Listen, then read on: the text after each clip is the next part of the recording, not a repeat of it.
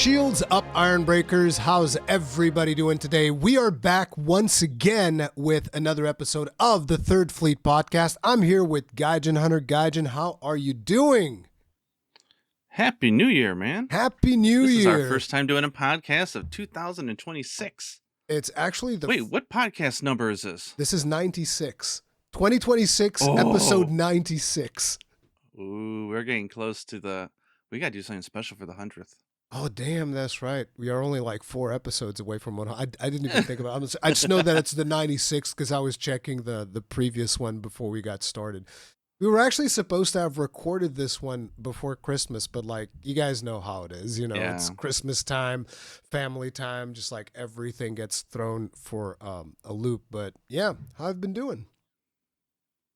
Doing good. I think I'm finally almost over the jet lag from the holiday travels. Yeah, because you actually went back to the States. Yes, which it's been a few years, so expensive but very nice. It was just, I'm fortunate that most of my family is all located in the same general town still, so you get to just go back everyone. and go back with my daughter and experience American Christmas for the first time together on Christmas and the New Year's. So that was I'm happy to say that New Year's is as boring as it is in America as it is in Japan, so no surprises there, but Christmas was great. It's so fun. But by the way, guys, usually at the start of these podcasts, for those of you that may be new, you're like, oh, where's all the monster? At the start of the podcast, we do some general banter. We talk about what's been going on because, it's just a little bit more fun that way. So if you're waiting for the Monster Hunter stuff and you're watching this live on the premiere, then wait a little bit, or otherwise come back later. I'll have like timestamps and stuff for when different topics are discussed, so on and so forth. But yeah, just like beginning banter. Was it her first time going to the States? No, this is I want to say third or fourth, but the first 2 times don't really count because they're not old enough to remember it. Yeah. So this is like our third time, I think. Okay, but it's expensive. It's really hard to get back these days. I mean, like when I moved here, it wasn't even $1,000 a ticket, and now if you want to get a ticket, it's like $2,000-3,000 a person. Yeah, a round trip. It's crazy. Yeah, I was about to say like the few times that I did go to America, and I think it's probably closer for me because you probably fly in the opposite direction of the globe when you're going to the States, right? So you fly in from the west. Yeah, we just fly over the Pacific Ocean and then over across Russia, Alaska, and then across Canada and just dive, towards Chicago area. Wait, across Russia? So no, you don't go the other way. Never mind. No. You're flying across Russia. Can you imagine how many no-fly zones there are around Europe? I'm way closer than you then, if that's the route you're flying. Like, that's a long-ass flight. How many hours was that? Well, on the way there, you're going with the wind, so it's faster. So going there, because we have to do a changeover because the airport at our town doesn't have direct flights to Japan, so we have to change over like Chicago or Texas or somewhere, right? Yeah. Usually we just do Chicago, and then it's another 45-minute flight from there to Cleveland, Ohio. But the trip going there, the first long trip is like 11 hours. Jesus. But going back, it's 13 hours. Yeah. It's brutal, man. It's absolutely brutal. It's way too much time to be crammed into a plane like a friggin' can of sardines. Like I remember. And when I say 2,000-3,000, I'm talking economy, man. Economy. Yeah, economy and 12. Like, if anybody out there hasn't done this type of travel, I can just promise you, it is absolutely, objectively one of the most miserable experiences you're gonna get when it comes to traveling. Because, like, tight ass plane, you're just like sitting there. In this, it is kind of because they're almost like squeezing the seats together. I feel like every time I get on a plane, I was like, I could swear I had more leg room like last month when I got on this plane, and now it's even worse. It's just getting worse and worse and worse. Yeah, it's. So I'm going to be an old man here and say, like, as a father and as someone who's over 40 years old, like, if you're young and you've moved away from home, and you're wondering why your parents don't come to visit you, and your parents are like 50 or above or whatever. Like, suck it up and fly back and see them, man. Because having as you get older and you get more health issues and having blood constrained for that long, it's really hard. Yeah. It's Like, mad props to people who fly often, but usually those are ones that, use private planes or something. But like, yeah, it's not easy. So, you know, yeah, it's crazy. you're young, you pick up the slack there and you do it. But yeah, it was tough. But this time I'm proud of myself. I did not bring a computer at all. Did you take you have a And Switch so too, right? yeah, I didn't take that either. I Oh, I went 2.5 weeks, no computer, no games. It was damn. quite interesting. I've never unplugged like that before. So yeah, it was right after the Monster Hunter the event hit. The We had event, two yeah. days to quick farm the armor and the stuff, which we did, and do Gogma for 2 days, and then we were off. And then yeah, we got back with just a few days left for the seasonal event to finish it up. We did that, but oh yeah, it was nice actually unplugging from games I for a few weeks. I actually haven't been gaming that much either. Like it's just been a bit of a mess because like my kid with the ADHD stuff and all of that, he's just been acting like I was thinking about a good way to describe it, and he's actually like a gun lance. Except the difference is the gun lance, you want it to be off cooldown so that it explodes. Whereas my kid, I prefer like whenever he's on cooldown, that's the best time. Whenever he blows up, it's the Yeah, worst. Just like Jesus because he's Christ. he, he's got it with the hyperactivity, right? Yeah, but the thing is, he's been acting out with like this really compulsive behavior. So it's just like some very, very super aggressive. He just like gets super aggressive. Like even again, and it's like I don't really spank him or anything like that. And I know that there's a lot of people out there. It's like, yeah, you should like corporal punish your kid, like get him in line and stuff like that. But usually, what happens even with just like regular punishments, it just gets even worse. Like it's like, oh, I'm gonna take your computer away. It's like, I hate you. Arr! So it's like, I've been dealing with a ton of that, and it just completely drains Mm, you whenever he just has like one of those really big blowouts. And I was like, I can't even friggin' get anything done anymore. That because it just destroys your mental completely. But yeah, that's something that yeah, I've been it's dealing with. it's not like you just ignore it and just say whatever, self implode. Like, I'm just not gonna pay you any matter Yeah. because it's outside the house as well, right? So you got to get involved. And it's like, ugh. Yes, it's really really bad the stuff that I've had to deal with school, and it's been, yeah, it's been pretty bad. So that's something that's been keeping me very busy. But that and kill team. I've been painting. I showed you my kill team before the podcast. Like I've been Yes, painting like these it's space very wolves nice. and dwarves and stuff like that. And I recently went to Spain because I got invited by these guys that play in Portugal. I got invited to go with them as a part of like a team, and we were doing this team type event. So it's kill team, but it's not like an individual tournament. You enter as a team, and we took two teams there. And the whole thing is like there's this mini game of the matchmaking where you are arguing with the other team captain. And it's like, okay, so here's my shield. And then he presents two swords. And then you get to choose which one of those teams your shield's going to face. And then the shield gets to pick the terrain that you're going to face in. And there's like this whole minigame aspect before the actual game begins, which I thought was really, really interesting. But the idea was with the team that I took, because I didn't take a very powerful team, because we had like a bunch of training sessions, and a lot of the stuff that people were thinking, oh, Ruri has this team that counters this meta.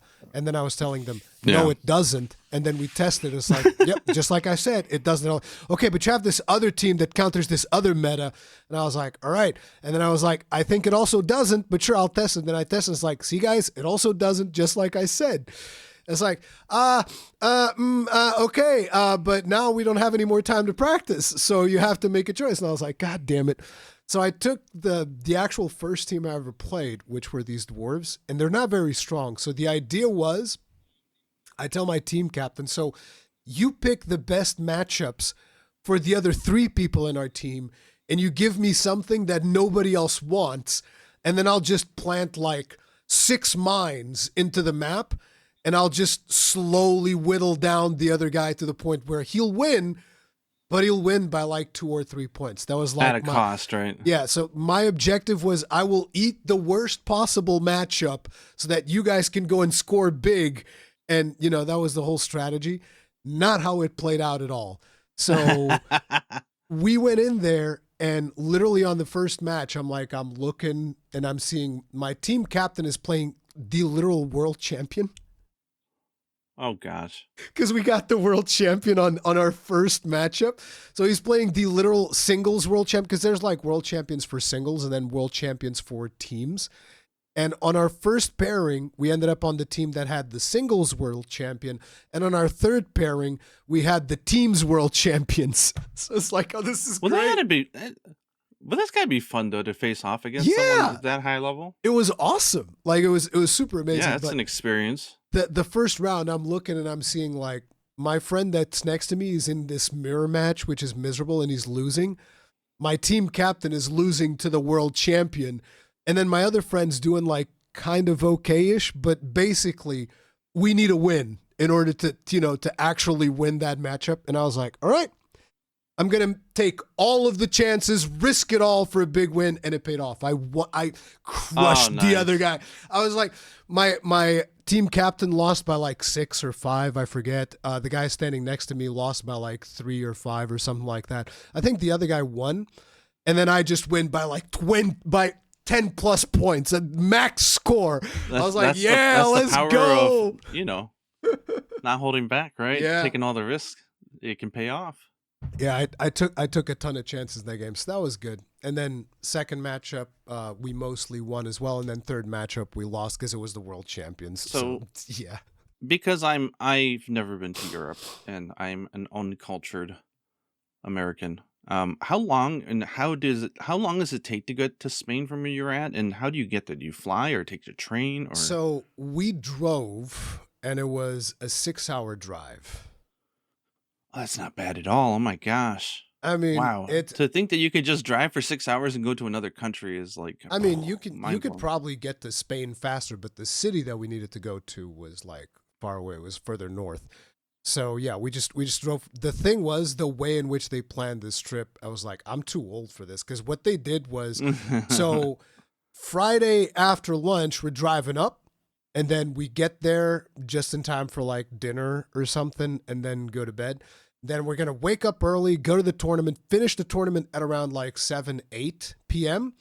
and then drive back down instantly. And I'm just like, God damn, you guys are, I know you're, because they're all like 20-year-olds and shit. And I'm just like the only 40-year-old guy there. So it's one of those situations where it's like, God damn it, bro. Are we really like just going to do a 6-hour trip at 8 p.m.? Ugh.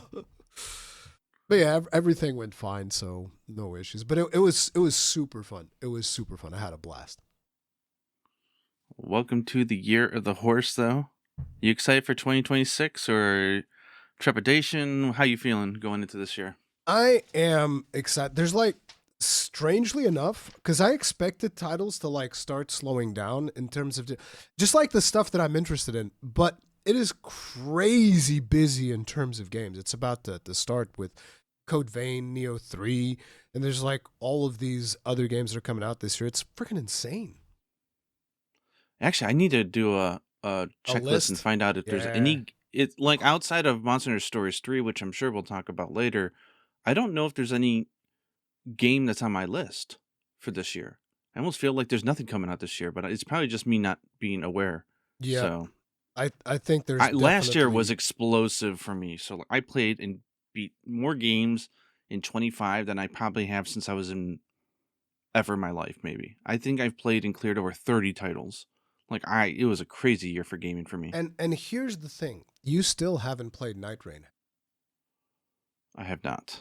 I can't believe you would do this to me. Your betrayal is. Hey, well, it's on the list of considerations, so don't worry. It's not on the list of considerations. You're thinking about it. God damn it! Like, I think it'd be a really fun game for you and Yuna is all. That's why I'm gonna keep pushing that button all the time. I mean, my schedule's opened up quite a bit because, before we get into Monster Hunter, I guess I'll just quickly say, like, I finished all the modern Atelier games last year. I beat Atelier Lelua, which was amazing. So I finished those, and then I hit like a patch of depression, because you hit that, you focus so hard on something for so long. It was like 8 months of just nonstop Atelier, and I loved it. And then when it's done, you get that kind of post-focused depression, and you're like, what is my life? What am What I am I here to doing do, right? now? Yeah. What is Yeah, my and it was a purpose? little sad. See, I was like, well, maybe my purpose now is to just buy a lot of goods and surround myself in it. that's the thing about kill teams. Like, there's always more kill teams for you to paint. So I'm like, well, finish Yeah. this one. Now I got like 10 more models back there to go paint. So there you go. Yeah, and then Final Fantasy 14, we enjoyed the last story update, but I mean that game's in kind of dire straits. Yeah. Just praying that 8.0 is going to be good, because even me and Yuna decided we're not savage rating this tier either. I just can't deal with Party Finder and just stay the game right now. Like, you can't just go online and find a Party Finder to, like I prog a think that's fight. It's also impossible. I think that's also in large part because of me, because of the server cluster you ended up in, because of me. It's like now it's I mean, no, sabotaging because your I would efforts. not have continued playing it if I wasn't on the EU server. I really enjoy my time on Spriggan. Um, like, we tried the Japanese server and we hated it. The experience was not enjoyable at all. And I Too went much to too I have much a character on the metagaming? US servers. It's just, I mean, you get like a bunch of people sitting around, no one talking to each other, none of the shenanigans and the fun randomness that you get from the West when it comes to online games. It's just too organized and too like down to business. It Efficient. just felt Yeah. wrong. Yeah, I didn't like it at all. And then the US side was just filled with a lot of weird bots.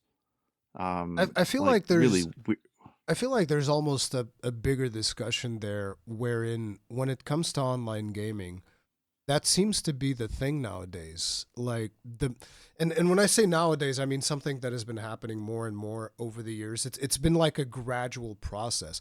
But whenever it comes to online gaming, I feel like a lot of people are just interested in how efficiently can tr- we run this rather than like, or they want to troll the shit out of people. It's like one of the two yeah, but extremes, right? I think I think there's like a middle ground where you can enjoy yourself and not be just yeah. like, oh, I think yeah, it's and weird. that I think is the EU server, although they really do need to fuse chaos and light together, because chaos is Yeah, dead. there's not Like, you enough. can't you there's nothing. You can't do anything there. So they really should just join the servers. I'm But assuming if they that's can a solve that nightmare and they get a because of good the story. housing. Yeah, but no excuses, man. I mean, it's just ugh. Yeah, yeah, But yeah. anyway, so I don't think I'll be playing a lot of FF14. I'll still be subscribed and having fun shenanigans with the free company and stuff, and looking forward to the next big update. But it's not going to be occupying a huge chunk of my time this year. So And good. So Limbus Company, the game I play that I absolutely love, just what had is its Limbus new Company? story chapter. I've talked about it a lot on this. It's I know you're grown, but this is Project Moon's free to play game. Although they hate money, because basically they just want $5 from you a month, not a month, a year. Their battle pass is literally for the entire season. It's like a year long. And anyway, I won't go into the details, but it's too. You will have to do this some other time. It's a complicated title to talk about. Hmm. Um, Okay. but I really liked it, and they just came out with the new season, and we did that story, and it was awesome. So my year's looking pretty open. So Pretty yeah, I open. have I'll So I'll keep that on my list of consider. But this year is going to be more focused on me getting healthy. So I'm going to try making going to the gym a regular thing, dude, I'm telling you, sleeping earlier an get a actual hold of thing. Eric's. Get a hold of Eric's. I'm sure he'll help you out. He'll get you like on a program similar to what he did for me. I Literally, I, not I don't want exaggerating, to sound like I'm in denial, but I've done a program with someone who knows what they're doing. I know what to do. My but it problem is wasn't doing it and Eric's. being But consistent. it wasn't Eric's. That's the thing, because you said someone. Maybe it's a random person. Yeah, but a But it's like, plan, no, but the plan can't force you to go to the gym every but day. Getting listen, a friend to go with would really help. no, but that's the thing. You get the friend, and then the friend checks in on you, and you're gonna feel bad if you don't do it, right? That's the thing. And Nah, if it's not physical, there's peer I can't pressure. feel bad, no. There's peer pressure. You will feel bad. I'll guilt you into it. I'll be like, oh, have you been doing the Eric's workout? Come on, Gaijin, let's go. But yeah, that's my focus this year, though. Yeah, but yeah, so I mean that covers my gaming over the holidays, basically, and where I'm at when it comes to my gaming schedule. So you've got lots of stuff. I've got to go and figure out what's coming out this year because I can give you like 225. I can give you like a quick list. Code Vein 2. I'm curious to see what that's going to be like. Neo 3, definitely want to play that, which is going to be February. This is like by order of the ones that I know the dates already. Okay. Stories 3 is March 13th. And then the next one... Hopefully the marketing will kick up. Yeah. Then the next one is going to be really annoying because it's March 19th. But I really want to play this game. It's the one where you can do wrestling moves in medieval times. Oh, that sounds fun. Yeah. It's like this game called what is that called? Crimson Desert. So it's like this really crazy... big open world game. There's like horses, swords, shields, all of this. And then you can just like RKO somebody just out of nowhere. So you just run up to somebody like RKO. It's just like for no reason. You can double kick. You can do all of these crazy shenanigans. It just seems like it'll be really, really fun. And then there's like something coming out from PlayStation that I'm curious from the Housemarque guys, the same ones who made Returnal. March. No, wait. Yeah. This has been delayed to April or something, but a game called Saros. Then April 24th, there's Pragmata that I definitely want to play. You know, the one with the creepy guy? Little gremlin girl. She's cute. She's just a creepy. She's a creepy gremlin that rides on you.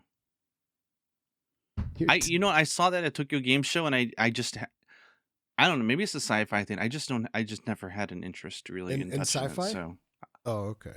I don't know if it's a sci-fi thing or what, but just something just isn't tickling my bone for that one. The gameplay is really fun, like the little hacking mini game. There's a demo on Steam. You can actually check it out now. I think it's the demo that I played at Gamescom. Okay, I should do that. Yeah, you should check that out. I don't know if the demo is still there. I think it is because I don't think they took it down. At least they shouldn't have. But yeah, that's coming out April 24th. I definitely want to play that. And then the other one is Phantom Blade Zero comes out September 9th. This is really interesting. It's super polished.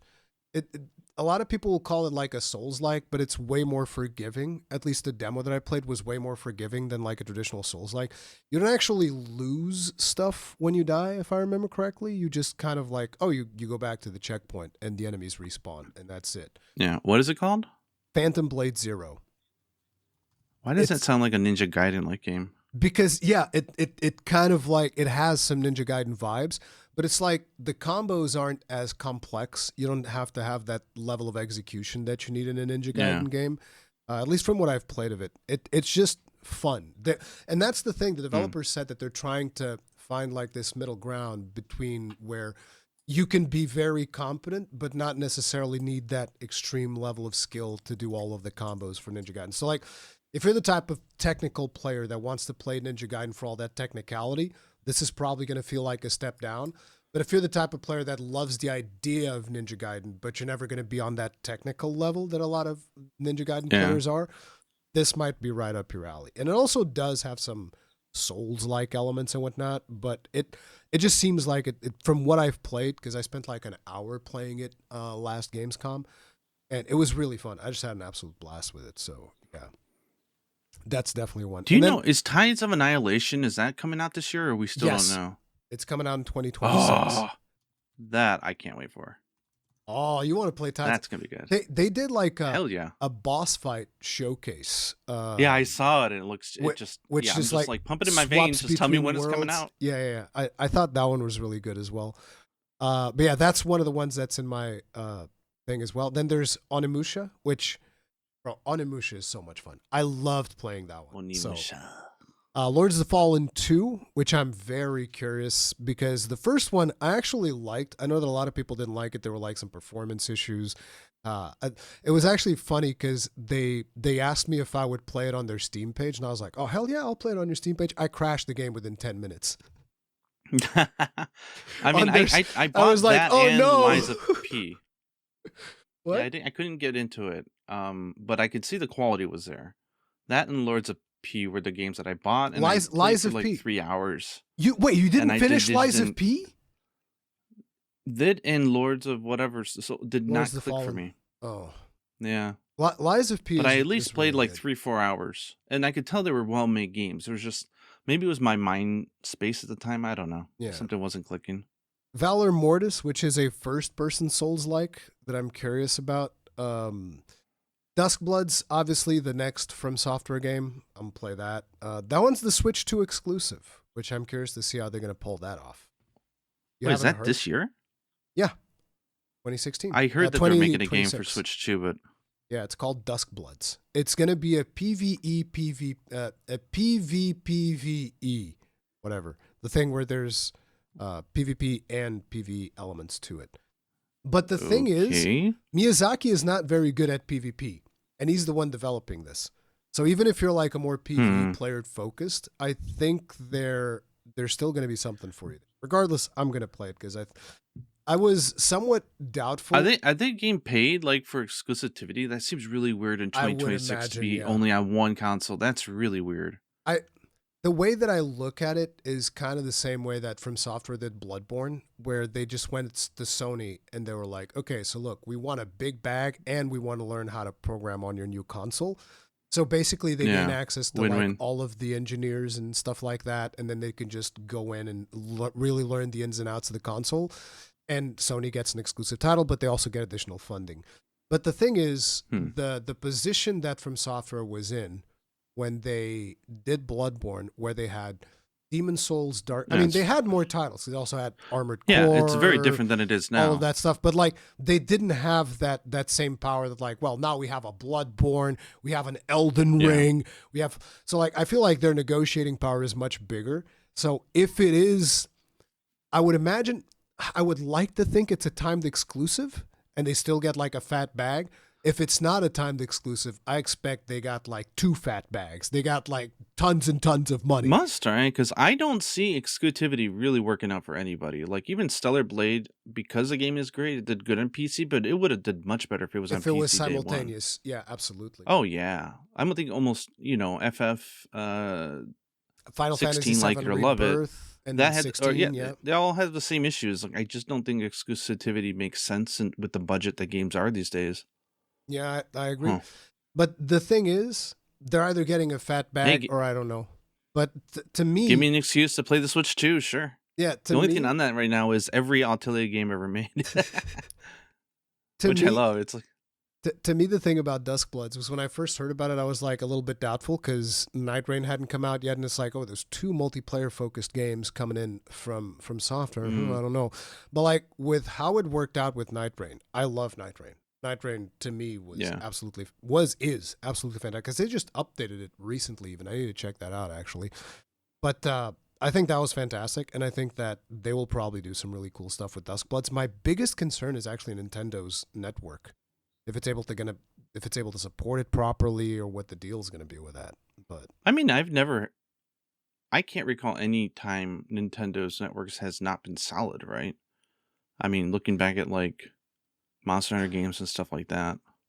I don't know. It's also like their whole friend code, outdated tech. It's I don't know. I'm just scared because like you already have the netcode From Software, which is not, before Night Rain at least, was not amazing. But with Night Rain, I've only had like 2 or 3 instances where I was lagging, and I don't even know if it was their fault. It might have been something else. So yeah, considering that I have like, I won't be playing it online with other people anyway, so what, Duskbloods? If they allow it. No, you have to play it online. I don't with other people. Like I think you have to play with other people because it's PvPvE. Like a battle royale? Like what does that even mean? Yeah, exactly. That's the thing. We don't know yet, but I think you are going to have to play it online. I don't think you get to play it offline. Not this one. Well, I don't enjoy PvP, so maybe I'll be turned off by it. I don't know. But like I was telling you, that's the thing. Miyazaki is not good at PvP, and he's the one designing this. So I'm sure he's going to figure it out in a way that PvE players can still enjoy themselves. And he has mentioned this in interviews, I'm pretty sure. But besides that, there's Control Resonant, which is from the guys who made Control and Alan Wake and stuff like that. And Resonant looks like Oh, it'd be nice. interesting. It actually Is makes me that want to go a back new and play title in Control. that world, or is that Yeah, like a it's a new sequel to something? it's a new title in that world, which I think it would be the sequel to Control. Which there's Yeah, a because game just called. I actually played and beat Control. Oh, I okay, really yeah, enjoyed it. I played that. yeah. That was another one title from last year where I was like on sale for $5 or something, and I bought it. I'm like, this is great. Yeah, I kind of I want to really play enjoyed it. that one. I want to play through Control before Resonant comes out because I've been wanting to play Control, and now that Resonant's coming out, I'm like, man, I should play that first one. But yeah, there's that. It was There's good fun, often on sale. So yeah, Tides of Annihilation, Solasta 2, which I think is coming soon. I'm not sure if I'm going to be able to play that, but it is on my list. It's like another CRPG, kind of in the vein of Baldur's Gate 3, stuff like that. Blood of Dawnwalker, which is from a part of the team that worked on Witcher 3, looks really good. There was recently a gameplay showcase of Expanse Osiris Reborn, which is connected to the TV series. That also looked good. Outward 2, this is a really. I love how I haven't heard of 99% of the titles you've mentioned today. So I put Yeah. taking some notes. I just But Expanse seems like they're channeling some Mass Effect vibes if you're into that.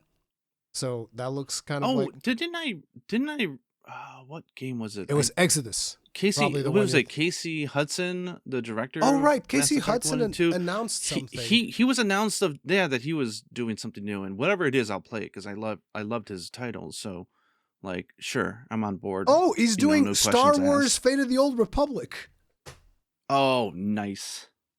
Okay, well that'll be on my radar. But I don't think that one's coming out this year though. That's why. Oh no, probably not for many years, right? Like, look, release window. Okay. This is an AI overview, so take it with a grain of salt.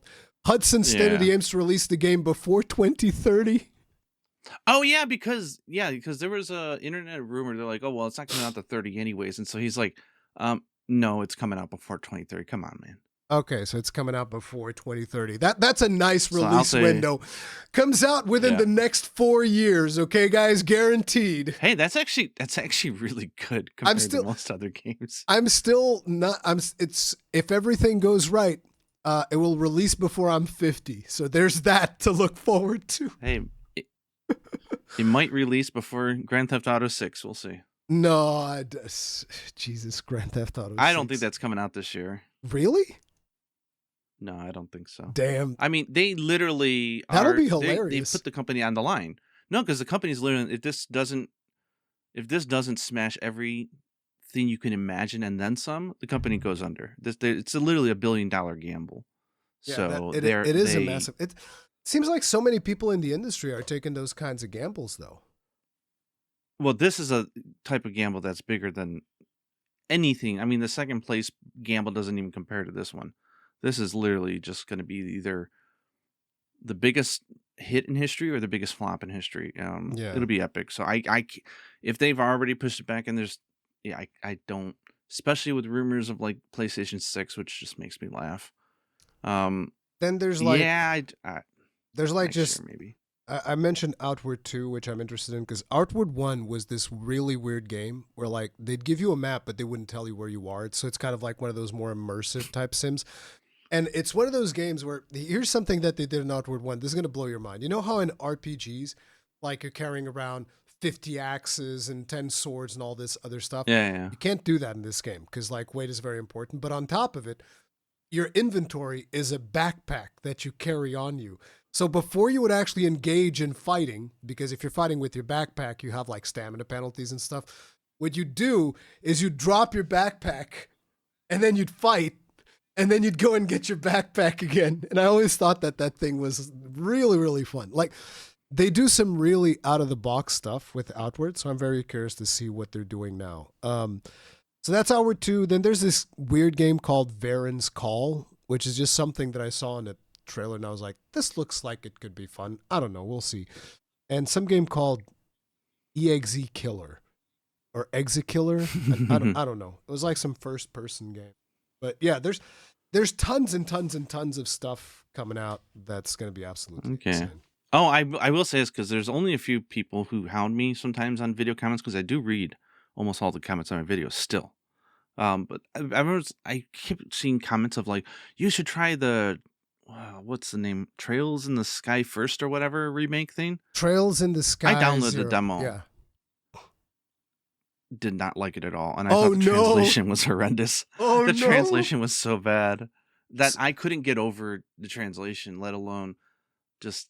I mean, maybe people who really love JRPGs, they can get over that. I couldn't. I It's couldn't do it. I tried it in Japanese as well, and it just didn't click for me. it's funny because the Trail series from people that I know that play a Apparently, lot it's of epic as RPGs. hell. Yeah, a lot of people absolutely swear by that series to the point where I'm like, I need to play this at some point. But I just feel like for me, when it comes to JRPGs, it's Xenoblade.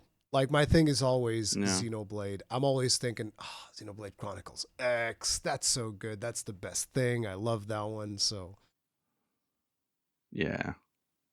but yeah. Cool. So I guess we'll jump into some Monster Hunter finally, which is what people have been waiting for Finally, this whole yes. time. So, hey, for all you champions in the timestamp, if you're watching this on YouTube, go ahead and timestamp this area here now. No, I'm time stamping it in real time. Look, see, I hope you guys enjoy us talking about other 36 games, minutes. though. 36 minutes. I time stamped it in my notepad. You know the funny thing I hope people enjoy the random talk. So yeah, I enjoy it. I hope so too. But like the funny thing today was before we started the podcast, because you remember I used to type everything in Notepad and all of this stuff. Yeah. I was like, oh my god, can't find my notepad. As in like I write everything down on a physical notepad now. There's just something about the physicality of writing it down. I think I'm just getting older. I don't like typing everything on the computer anymore. I just like writing it down on my little notepad. I'm the opposite. I can't write more than 2 sentences without the muscle under my thumb cramping up and hurting, and it feels so awkward. Yeah, I don't know, dude. I got a question for you, actually. When I was ahead. back home for the holidays, my mother told me something that was, I guess in retrospect, it shouldn't have shocked me, but it did. But she said that in America, they have decided to stop teaching cursive.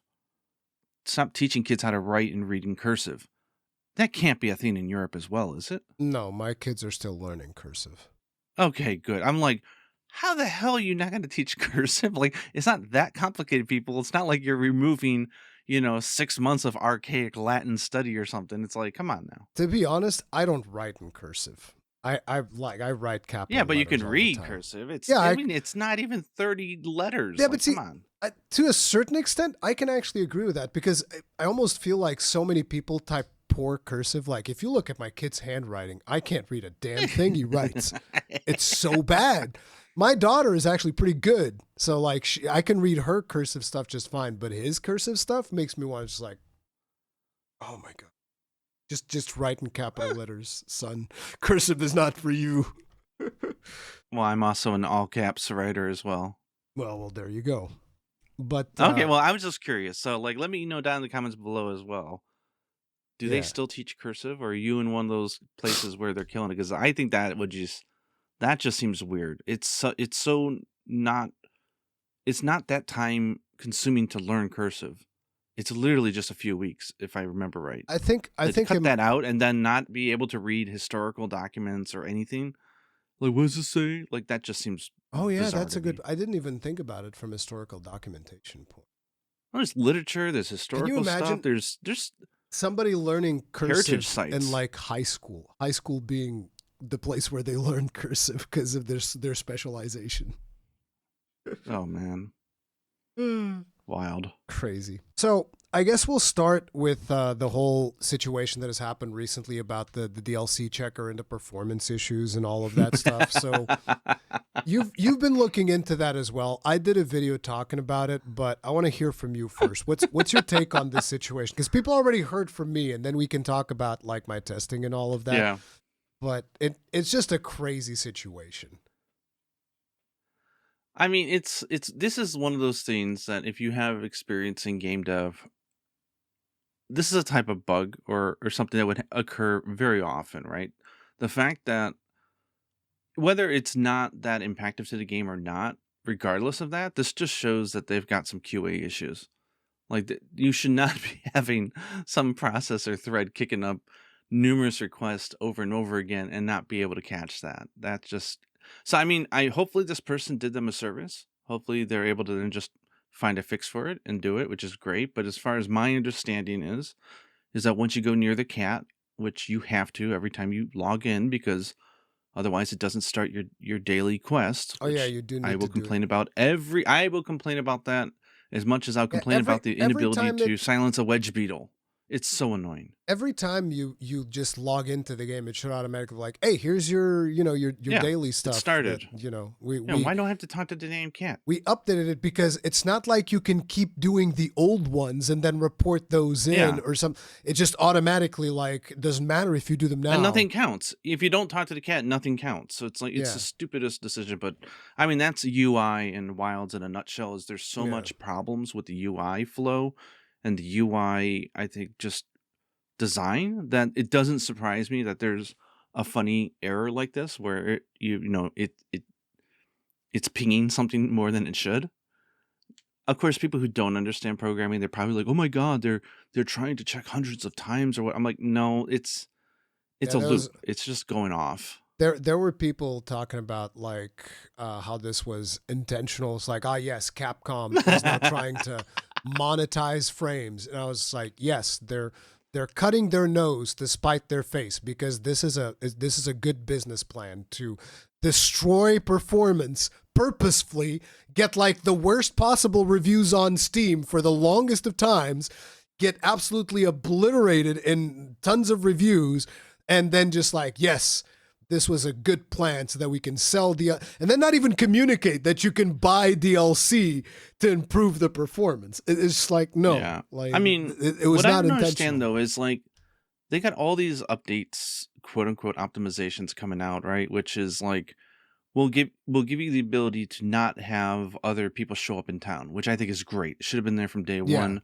Anything to help. I mean, Dragon's Dogma too, man. We come on. You can destroy the entire city and your performance got a huge boost from that. So I I killed I killed Grand Soren or whatever and just let them all die because it ran better. But Gaijin just like you imagine casually like committing genocide. these are the things though that they would be QAing as they go through trying to figure out what are the low and mid hanging fruit for them to cut. Like how would they not have been able to catch this is baffling to me. Yeah, it But is. I mean, It is now weird. that it's been found, I'm sure it'll be fixed, which is great. I mean, it depends on what you're running on. I imagine some people see a difference, some people maybe not. Who knows?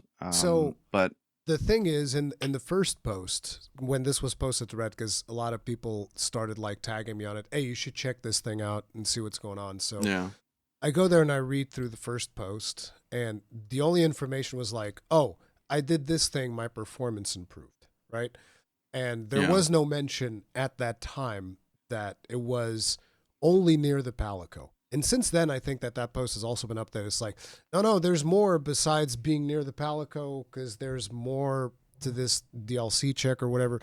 And it's like, I don't know if there's more to it or not because I'm not looking through the game code and I'm not going to be installing any mods or anything. So the way that I went about testing it is like, I'm just going to make a new save file, fresh save file, so that it's easy for other people to replicate this kind of test.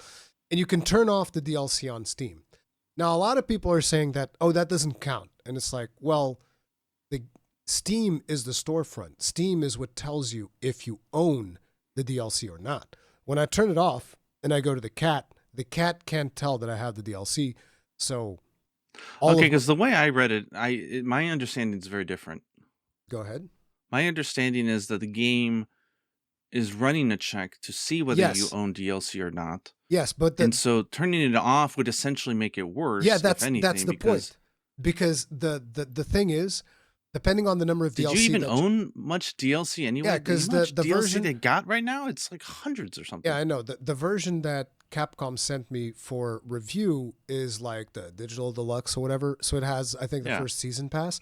So it has Oh, some minuscule DLC. amount compared. Yeah, but it actually it's not minuscule. There's quite a few. I didn't count all of them, but there was a lot of boxes that I was Yeah. ticking to like turn it all Okay. off. Okay, now I see. I thought you were testing improvements, but you're testing how bad it can get, right? Yeah, Like basically, if I you was don't like, own okay, anything. what's the worst thing that it can get with the DLC that I have, and what's the best thing that it can get with the DLC that I have?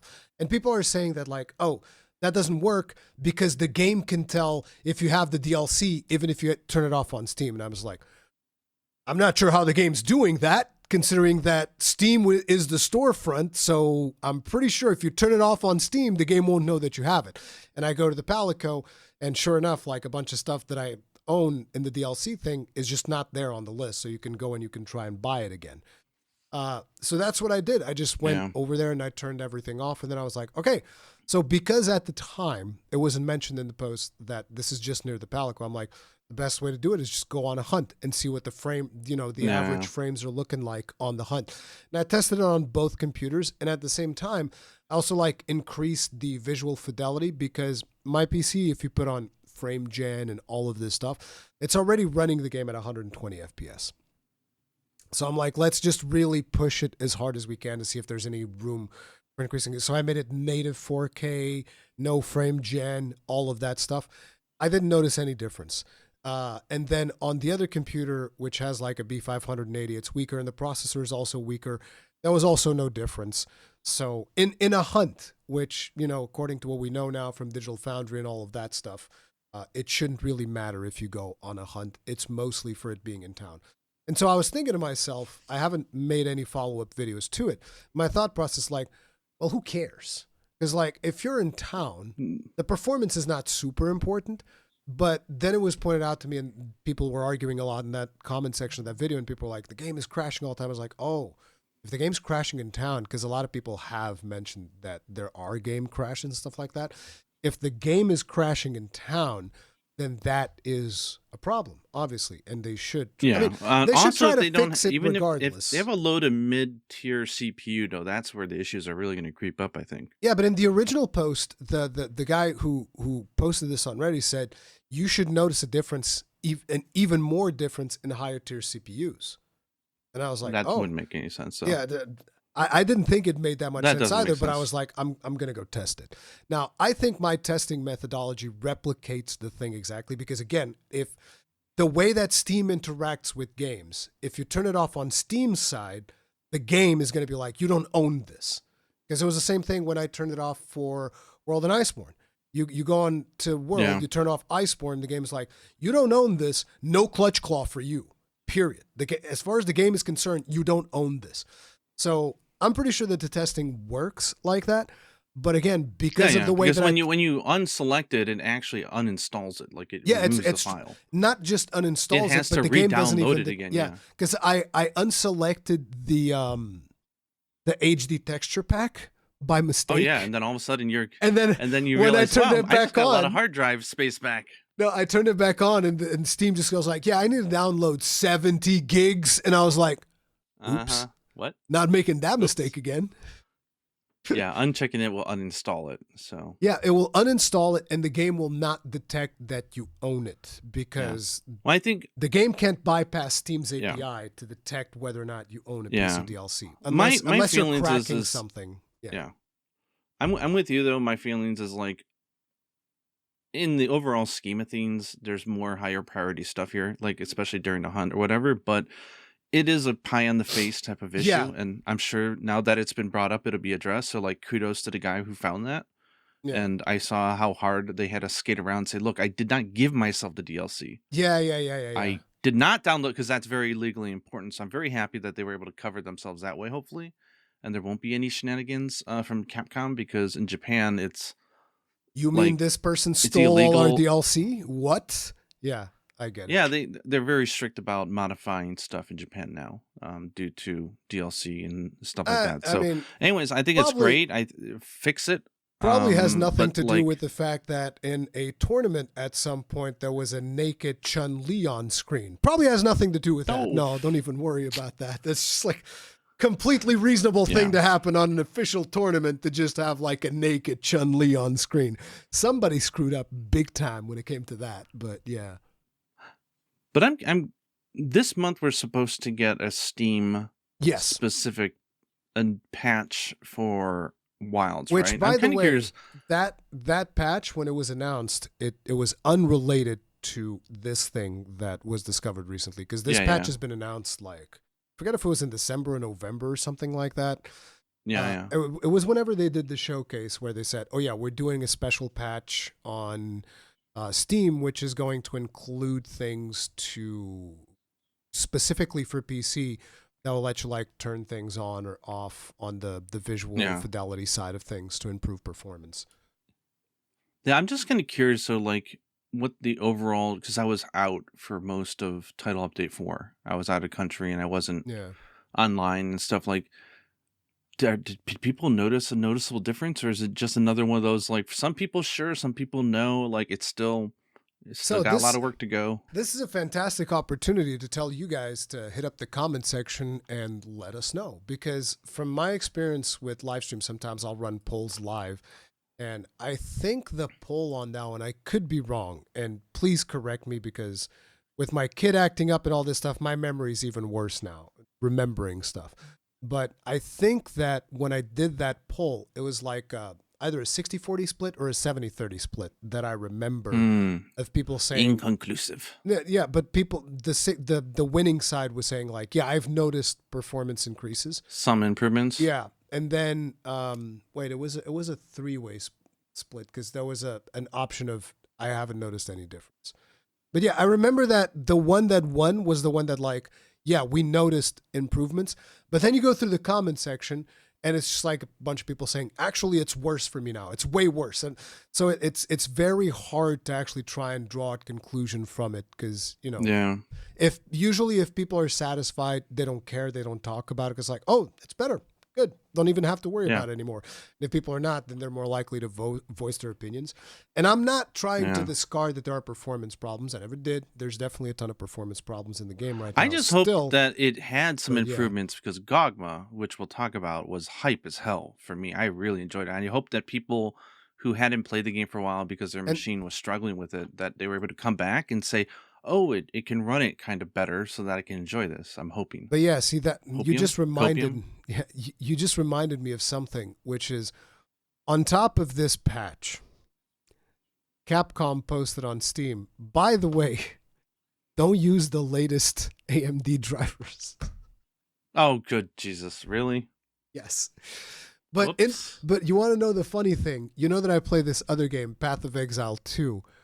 And when the latest leak came out and I was trying to play Path of Exile 2, there was an issue with the latest AMD drivers as well.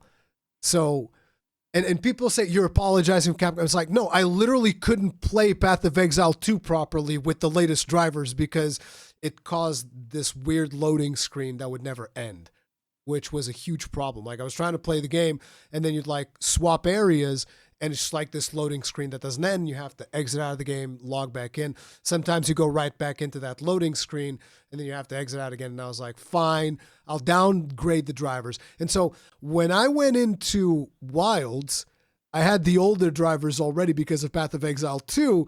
So I just got the good part of it. I was like, oh, my performance is better than before. This is great because I have the good drivers. But I'm sure that a lot of people are running like the latest AMD drivers, and for them, things might actually be going off the rails. But yeah, both AMD and NVIDIA have also been tremendously incompetent throughout this period. They've been pretty bad when it comes to driver stuff. And again, I know that people will say, oh, here comes Rurikhan apologizing and blaming NVIDIA and AMD. No, I'm saying that Capcom messed up on performance, and NVIDIA and AMD on top of it also messed up on drivers. So it's like a compounding issue that makes it even worse. Yeah. I mean, if anything, it just shows that there is a value proposition with console hardware. It's everyone has the same configuration. It's like Apple computers. So that, you know, if one person experiences an issue, more people are more likely, because they're using exact configs, to have that issue, which makes it easier to debug easier to fix. And, you know, so there is value there. But it's definitely not, you know, like I know that PC gamers, and I mean, I guess I'm a PC gamer as well. So like PC there's a stereotype of, oh, they're never happy. I'm like, no. It's actually been pretty bad for a lot. I think the people with really expensive PCs, like myself, we're not having issues. And it's really unfortunate that a lot of people are. But some people are. Like I have people in my comment sections with like 5080s that are reporting problems, which to me is like, this shouldn't even be a thing. It's great.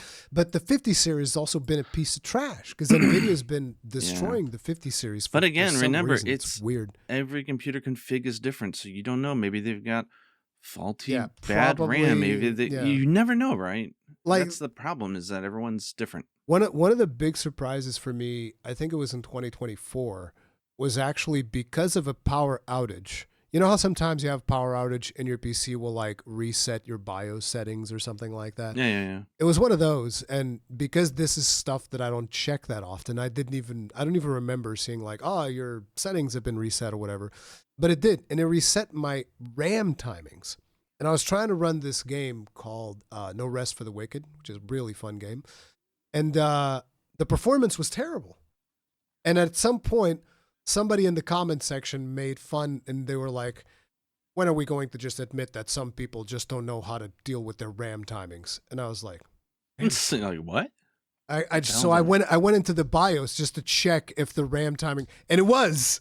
And I was like, shit, this person shit talking me is actually right. Thank you. Which I didn't expect, but yeah, it's like that was enough because it went from like, I forget if it was at 4,000 megahertz, it went down to like 3,000 something or 2,000 something. That was enough to fuck up the performance in that game. Just like the RAM timings was enough to destroy performance. So there's so many. Well, I will never buy an i9 again in my life because mine, I have to underclock it. Otherwise, Monster Hunter won't boot. Remnant 2 hated it. Mini games will have issues. Yeah. Oh my god. And then I got my daughter an i5, which I'll never do again because companies that don't optimize their games properly heavily rely on you having a beefy CPU. Ryzen, baby. Her performance on games, her performance on Wilds is not as good as mine, and it's directly because of the CPU. So if I ever go again, it'll be an i7 for both of us. No, Ryzen, Gaijin, Ryzen is the way. Like, listen, I have 3 computers here. I would say it's Japanese developers. They debug on game consoles. That's fine. But for PC, the only thing they're considering out here, I think, is Intel and NVIDIA. Trust me, they're the best QA NVIDIA titles you can get here. NVIDIA, I agree with you. NVIDIA is still, they get priority when it comes to fixing stuff because not all of them, but like 2 of my PCs also have AMD cards. And AMD cards are more troublesome to work with, even though my 7900 XTX been running everything silky smooth, no issues. But Ryzen, actually 0 problems. Like all of these computers, I have 3 computers here because I have one of my old machines. 3 computers here, all of them have Ryzens, 0 problems. 0 problems from the processor side, like actually 0 problems. The one thing that I don't like about Ryzen is their AM4 socket. I fucking hate it. It's a terrible socket. Like if you're building the computer yourself, I hate working with AM4. It's terrible. But once you actually get it assembled, it's great. It's fantastic. 0 problems. So yeah, to bring this back, one of the reasons why I'm hoping that the update in December showed promising results for people, not only because Gogma was freaking amazing, was I'm looking at this list of stuff for January, and I think this is the one that I was kind of poking fun at a little bit, that is a lot of options to make the game look and run worse so that you can get better performance. Yeah. I mean, but so the LOD stuff is actually, I think, the surprising one to me, because you'd figure that, I think the game already has LOD. I think that they're just making different levels of LOD. Even more, right? Yeah, they're just making... Can we have those little polygon Tetsukabras running around? Yeah. In the far distance? You can kind of like get those when it's really, really far away, and then you can just like zoom in and see the little polygons coming back. I know that some people. I am curious though. We should do a betting poll on the. It says high resolution texture pack improvements, improving texture streaming speeds, which means they're going to compress them less. I'm really curious. How big is it going to be now? Do you think it's going to go over 100 gigs? Probably. Yeah, considering that right now it's 70 because I downloaded them recently. It might go over 100. I mean, then we're reaching Call of Duty levels. I was gonna say I don't play a lot of Western games, but I did a little bit of Google research and I realized, like, wow, there's a a lot of companies who just don't compress it. They're just lazy and they just have crap tons of hard disk space that they take. I was like, that's horrible. You want to know the funny thing? No Man's Sky, I think, is like, I forget what the exact size, but it's not very big. Let me see if I have it installed actually, because No Man's Sky has almost infinite universe of planets, right? And let me just see how big that game is. So that game, where do you even see that stuff? God damn it, I don't Hmm? remember where to. Oh wait, installed files, 26 gigs. Yep. 26 Nice. gigs, 18 quintillion planets or whatever the number is, 18 quintillion systems or whatever the hell it is. And it's like 26 gigs. Sounds about right. No problem. It's crazy. But But yeah, I mean, so PC state, yeah. I mean, in general, PC gaming in 2026, not just PC gaming, but like gaming in general, because consoles are going to go up in price as well. But the state of gaming in so general, expensive. in terms of hardware, is going to be, it's going to be a pain in the ass. Like, to give you an idea, Gaijin, I don't know if you saw that recent post that I made on Twitter about the RAM prices. Like, they're bad. The RAM price when I purchased the RAM for my streaming rig in June, because one of my streaming PCs died on me, so I made a new rig because that PC was like over 10 years old or something ridiculous like that. So because it died on me, I was like, I'm just gonna make a new one, and it was 110 euros for that RAM in June. It was 560. Now, Jesus.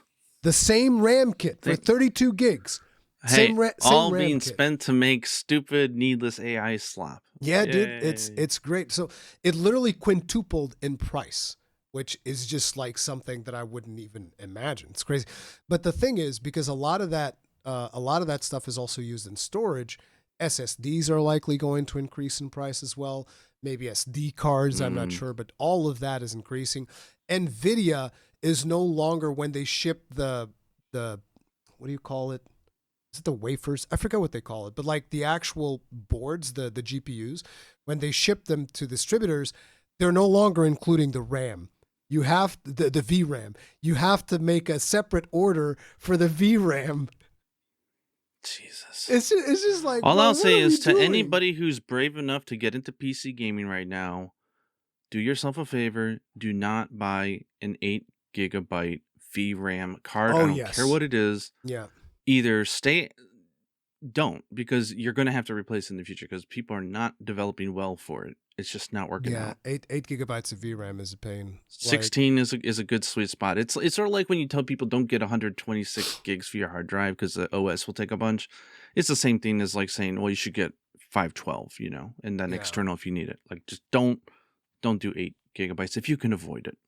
Like, I'm actually shocked at that GPU that I took a chance on, the B580 from Intel, because it was like pretty cheap, and I think it has 12 gigs of VRAM. So it's kind of like of a weird middle point, but it was just for streaming and encoding. But it actually, now with the latest update, the Title Update 4, on that machine, I saw massive gains. It's to the point where I can now play the game. You know how some people don't want to do upscaling and frame gen? You can choose one. So like you can either play it upscaled without frame gen, and it's actually playable. Like you can 55, 60 on the B580 at 1440p medium settings. So it's like it looks pretty decent. Or you can even play it natively with frame gen, and you still get like decent performance. But if you play it with both, which is what I was trying to make work before Title Update 4, it's just like massive I can't gains. I don't know about you. I can't use frame gen. Oh, I use frame gen. When I turned on, I can't, because when I turn it on, it feels like I'm playing with a Nintendo Switch. You know how we experience that, like that sort of frame lag with the. Yeah. You remember the latency issues with Generations Ultimate on the Switch, and we're all like, "What the hell?" Like, it just feels like everything's like a beat off. That's what I feel when there's frame gen, and I can't stand it. I'm able to play with frame gen just fine. I don't know if there's maybe a difference between the frame gen that you're getting on the NVIDIA GPU versus FSR online, but like frame gen for me has been fun. No real huge Unit uses it, and it's fine for her. I'd I rather just yeah. I'd rather not have it. I just don't use the high rec texture, and that's hilarious because I have a $5,000 computer. It's like I shouldn't need to do that, but I'm willing to take one for the team and say fix it for the low to medium end players and leave me where I'm at. I'm fine. I Yeah. play the game. I enjoy it. Yeah, but it But is something that it's still frustrating, the whole that being said, man, even with the 8 gigs, I like to be an early adopter and tinker with stuff. So when yeah, that so Steam we're machine comes, always man, I want to Oh, play with that. really? You're gonna get a Steam Yeah, I'm machine? interested. And the thing is, funny is I bought 2 Steam Decks and ended up hating it and not using it, and I just sold them. I got rid of them. But the Interesting. Steam machine, I'm interested in. I Huh. don't know why. Something about it interests me. Good old Gabe Newell's got his hooks on you. He's gonna get you. I mean, I just like spending money, I guess, and tinkering with stuff. You just like I mean, one of Hey, my some favorite. people have their vices. Some people drink alcohol. Some people like cars. Some people like gambling. I like I have no technology. That's it. vices. I have no idea which. Zero. Zero. I don't snort plastic. I promise. Like this is actually a really bad thing because they have a new box coming out. Now I'm already thinking, oh, I gotta buy the new box. I don't even care that much about the kill teams on it, but I'm like, but it's a new box. I gotta get the new box. I have like miniatures that I haven't even assembled yet. Now, like, but I need more. It's so bad, dude. It's such a bad addiction. Hey, what's the timestamp right now? We're looking at. I'm making a note because I want to make a GIF out of what you just did. No, the back and forth. That's perfect. What was it? 110. 110. Nice. God.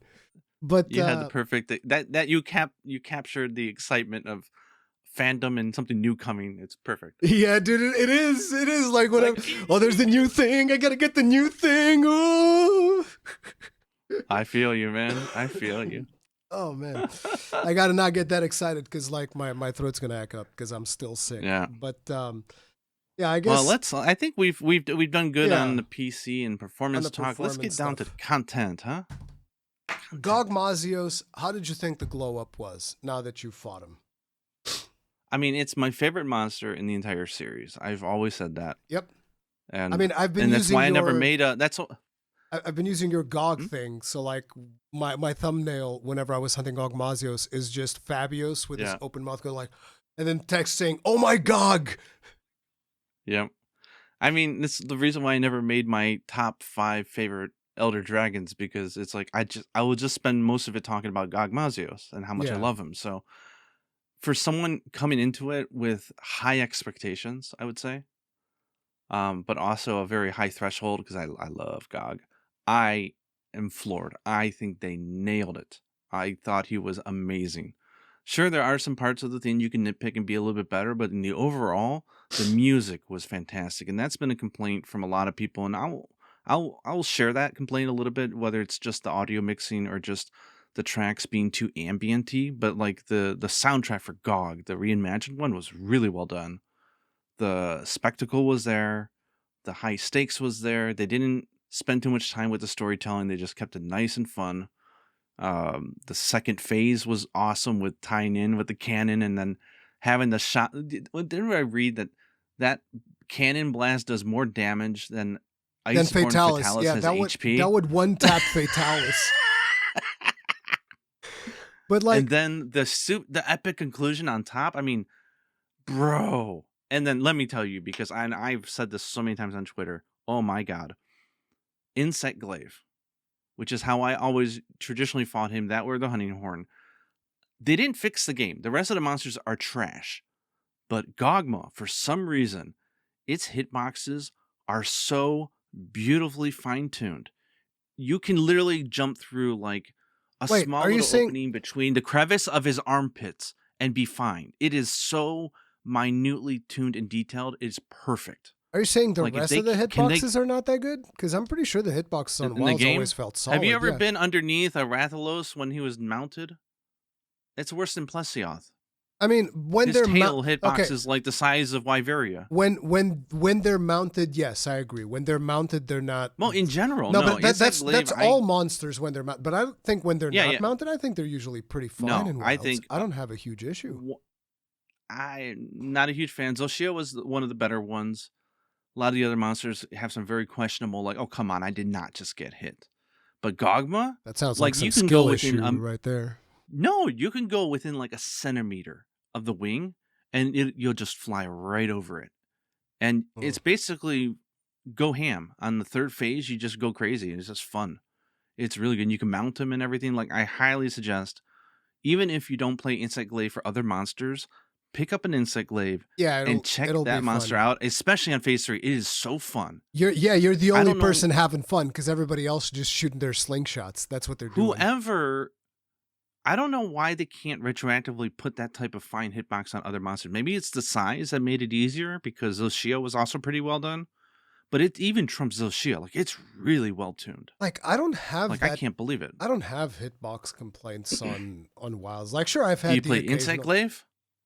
No. I'm talking specifically Insect Glaive in the Okay, air. fine. Okay, so aerial Specific. shenanigans. Yeah, I don't play. a I've whole never lot. had. No, I would agree with you with Certain Shield. I don't have any, or Doughblades. I've never had any issue with any monster except for when they're mounted.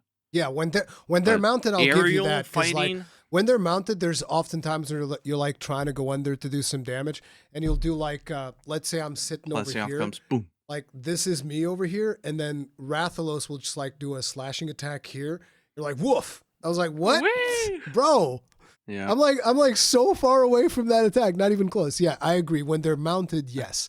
But outside of mounting, I've never really had any issues. But Yeah. again, I But specifically I don't play Insect the Glaive, Insect Glaive that much. Yeah. Oh, it's so good. But So I don't know. What can I say? It's to me, it's a 10 out of 10. I absolutely love the fight. So How about you? before we go any further into the fight and all of that stuff, I forget where I put him as. I think I put him as an A because like I did a tier list before. And the main reason I put him as an A is because in the third phase of the fight, while it's a ton of fun for you, likely a ton of fun for potentially sword and shield users because they can do the back hop into jump into bash, do all of that. For a lot of other weapons, when he's flying, you're just like, well, pick up You're the just wyvern shooting the ammo, ammunition, shoot the charge wyvern it ammunition, up, shoot. and it's like, for starters, Nothing to do, right? there's something about that, which is when you're trying to charge it up, but at the same time, the monster is doing like AoEs in the ground, but you have to be looking up in order to shoot Yeah. at him. So you can't really be looking at the ground and looking at the monster. So a lot of times I'll get hit and I'll be like, yeah, I'm trying to aim up and there's AoEs coming out in the ground. So like that part is a little bit frustrating. It's not, obviously it's not something that's going to break the fight, right? But the other thing is just the sheer amount of damage the slinger ammunition does. Because you get It's to a lot. point It where makes you it's feel like throw your weapon down. Like what do I even have this thing for, exactly. right? Like as long as you can keep yanking the stuff from him, in a lot of situations you're better off like, oh, he's in the ground, but I can just keep shooting for 500 damage a pop. Pew, pew, pew. Why am I 700, yeah, if you going did it in right. there, actually running after him, hitting him with my... It's like first you expend all the ammunition, then you're like, okay, well, I guess I ran out of damage. Now I'm going to go in and use my weapon. Depending on the weapon that you use, and by the way, I know that if you're like a pro speed run type of player, you're going to jump in there and deal more damage with your weapon. I understand. I'm talking about a large majority of players. Likely the most damage they can do is just yank out the thing. So that's the reason why I put him on A instead of S. But I love the fight. But before we get into the fight, because there's a lot to say about the fight, I want to talk about the little story that you mentioned at the beginning. Wouldn't it have been cool if Olivia died? I mean, that could be said for the entire game. Yeah, I know. If no, wait. Oh, no, that's not what I meant at all. Whoa. Hey, now. Whoa. Damn, some Olivia slander coming in from Gaijin. I mean, like, geez. Werner, at least take him out. No, it's like I'm just thinking that I wish they would take story a little bit more seriously and actually made the hunters mortal, right? Because I think it would be interesting for her to sacrifice herself so that we could have the cannon. I mean, what would be Gogmazios. badass is after you've done that event, that her model would change, and then the back of her uniform it has like scars or like burn marks or something. That would be pretty badass. Oh, she can't wield the hammer anymore, so now she's like sword and shield or something like that. Or something. I don't know, but like I thought it was funny. They could have. Her like shielding it with her back, and I was like, "This is why you have a shield. What are you doing? Grab a gun lance or a hammer lance user. or something." Hammer user, no brain, just bonk. So it's like, back is shield, good. Yeah. It's like, what? Yeah, I would admit the storytelling in Monster Hunter is not good. I won't say it's not good. Werner, like I like Werner the story is taking of like those crystals, right? He's taking those crystals, and I don't know what he's doing with these. I just need a little bit more time, enough to risk everyone's lives. And you're like, but I don't even know what he's doing. How does he know what's enough? And he's just grabbing stuff off the ground and throwing it. You don't question Werner because he developed Wyvern Fire, okay? You need to chill out, bro. He developed Wyvern Fire technology, which unfortunately is just death by Wyvern Fires. It's just a throwaway line in the game, and I'm like, how are you going to talk about how this guy developed Wyvern Fire technology, and I never get to hear about it ever again? Come on. Yeah. Well, okay. Let me fix my phrasing so you don't misunderstand me. The overall settings are usually really good for Monster Hunter. The overall plot, what would you call it? The bedrock of the story of what's going on and where it takes place. It's the storytelling. It's how they get through dialogue or the events to get through it that I think is not very good. Some of that, yes, that I will agree with. But like I liked the story of Wilds. I know that a lot of people don't like it because guardian monsters and all of that stuff. I was like, no, I'm into this. I like it. I think it's cool. But it's not going to be for everyone. I get it. But like, yeah, I think it would have been cool. I always wish that they would kill somebody off in a story moment. Like, imagine Aiden dying to save us from the Fatalis breath. That would have given so much more depth and meaning to that character. It's like, oh shit, he died saving us, right? Even though him just getting hurt is enough to like get me like, oh man, poor Aiden got hurt to save us. Like, that's cool. Or the guy, the Wyverian guy that gets blasted by what's his name? Xenojiva.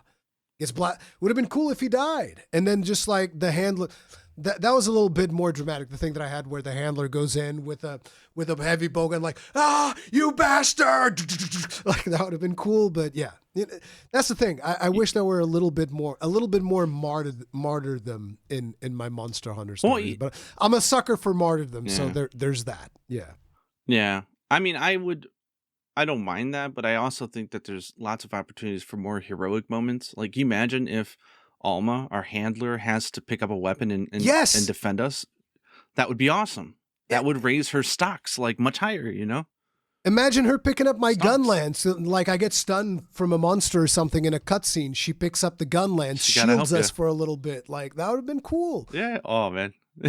Stuff like that. Or even in this is demanding too much, but imagine a cutscene where she's holding the shield because like my left arm is broken and I'm just like channeling the Wyvern Fire with the other arm. Like, that's cool, but that's not. That's way too weapon specific. She looks at your Hunter and whispers gingerly in your ear, "You're not really good at this, are you, Hunter?" Whoa! Oh, I thought you were gonna go for the romantic angle. It's like, oh, Hunter, you're so strong, but no, you just ruined it. You know me. You went the exact opposite. I like bitches. Oh my god. Yeah. Oh man, yeah, Gogma fight was hype. Although I do think that, like many other mechanics in Monster Hunter recently, they did not do a very good job, I think, of really explaining, or even I don't fully understand the whole like, use fire dragon now. Yeah. Use dragon now. Like I get that dragon when he's in the air in the last phase. That's easy to understand. Beyond that, like, whatever, man, I'm just ignoring the game at that point because whatever. It's like the idea is, at least with most, because I've ran this with a lot of groups, making sure people get their clears, the usual stuff that I do in the community, which I love doing, right? And so what seemed to be that everybody's like consensus is during the first phase, fire. It's like, even when it tells you, oh, the thing is softened up, so now it's like, just use fire. Fire. Just use fire, whatever, nobody cares. And then when he goes You're not saving no time. Yeah, when he goes into a second phase, you can keep using fire or you can swap the dragon. It doesn't seem to be a massive difference. Usually I swap the dragon in the second phase. But then again, to me, it's also like I'm dealing always fire damage. I'm always dealing a little bit of fire damage because, gun lance. But usually that's what most people in my groups did. It's like first phase fire, second phase and third phase dragon, and that was pretty much it. Because what seems to happen is it's based on part. That's why for instance, you're like, oh, the game is telling me to swap the dragon. Then you swap the dragon, but you hit a different part, but that part's not softened up by the fire. So the game will tell you again to swap the fire. That might be why you're getting confused. Well, that and the DPS check is so part-based. light that it doesn't really matter. It doesn't seem to matter very much. Yeah. And the other area I think they could have improved was they do have a line of dialogue that plays in the third phase that if you've done enough dragon damage to it to suppress it, yes, like even before it even tries to do the attack, but like, okay, we've done enough or whatever, the game is not clear enough because when he goes down and he gets all red hot, like it seems very high stakes. But if you're like in there the entire time really close hitting him because you think you didn't hit the check, then you're more likely to get hit by a falling little drop, when you're trying to find out, did Fabius go left or right? Because I can't see. I think the game could have did a much better job saying, no need to be risky, Hunter. We've already done enough damage, so that you can you're just poking or you're at a distance and, No, but the thing is, nice. That part when he's going red hot, that's the best DPS opening because he takes additional damage. Like the pods will deal 700 damage if you hit him in the chest during that part, which is crazy. Yeah. But yeah, hey, as an insect glaive, I'm just opening. flying around hitting him anyway, so I'm like, whatever. I look where Fabius is going, I look down, I go, oh, he's going left. Okay, pew, and I just jump right. No, I see. I don't have to worry about that. I have a shield. I just put up the shield. It's like block everything. Don't care. It's great. Now, where I think the fight might get really interesting is if they can release a Super Gogma event quest, where you really need to pay attention to. You mean those like things. an arc-tempered Gogmazios? Or just like back in the day before we had arc-tempered, we had like the Super Bracky quest, the Super Ivory Lagia quest in 3G, just a like we had version of him. A really souped up version, but enough that it made you really think about how to approach it.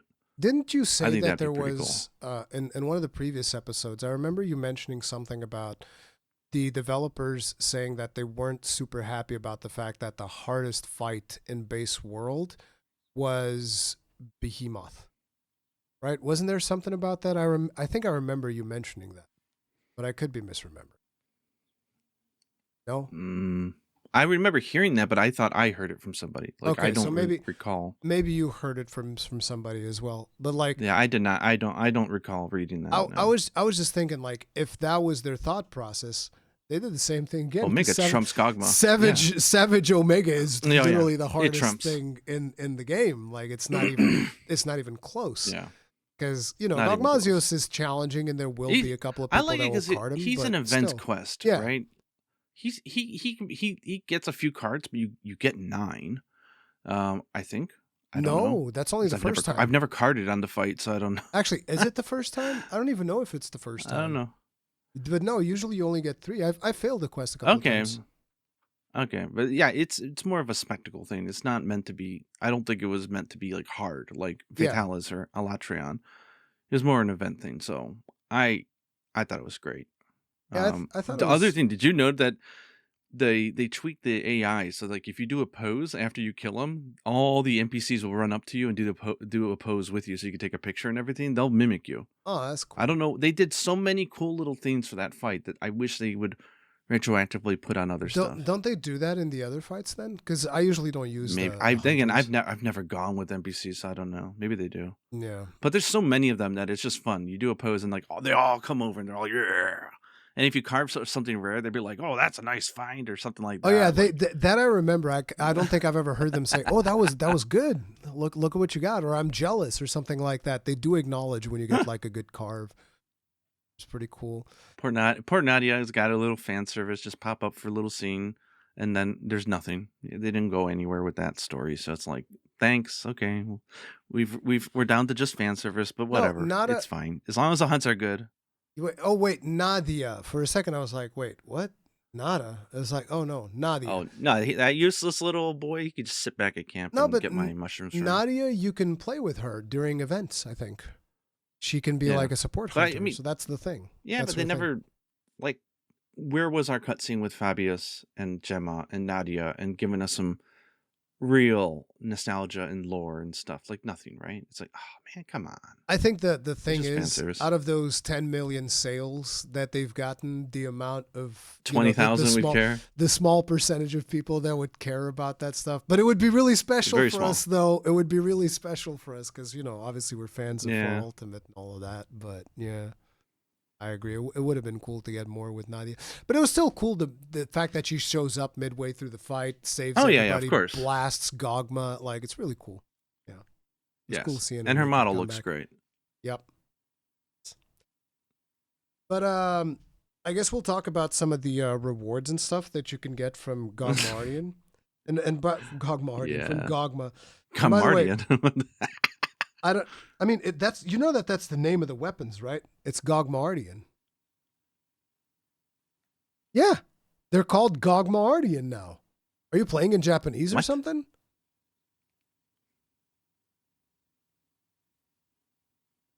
What do you mean? You're saying it is one word, and you're just making my brain glitch. Gogma. Yeah, but you're saying Gamardian, like it's No, like one word. I'm like, that what? might have been latency. It's Gogmardian. Gogmardian. Yeah, The Gogmardian weapons. Yeah. That's what I've been trying to say. Gogmardian. I'm like, what the hell's a Gogmardian? It's just is that someone who lives in the city of Gog?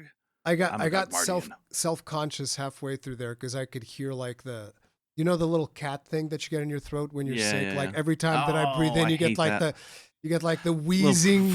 The and flap, I'm just like yeah. I'm wondering if people can hear that, and I'm really sorry. I don't know if people mind that, but yeah, I'm hoping people can't hear that. Yeah, it's a double A. Gogmardian weapons. Yeah.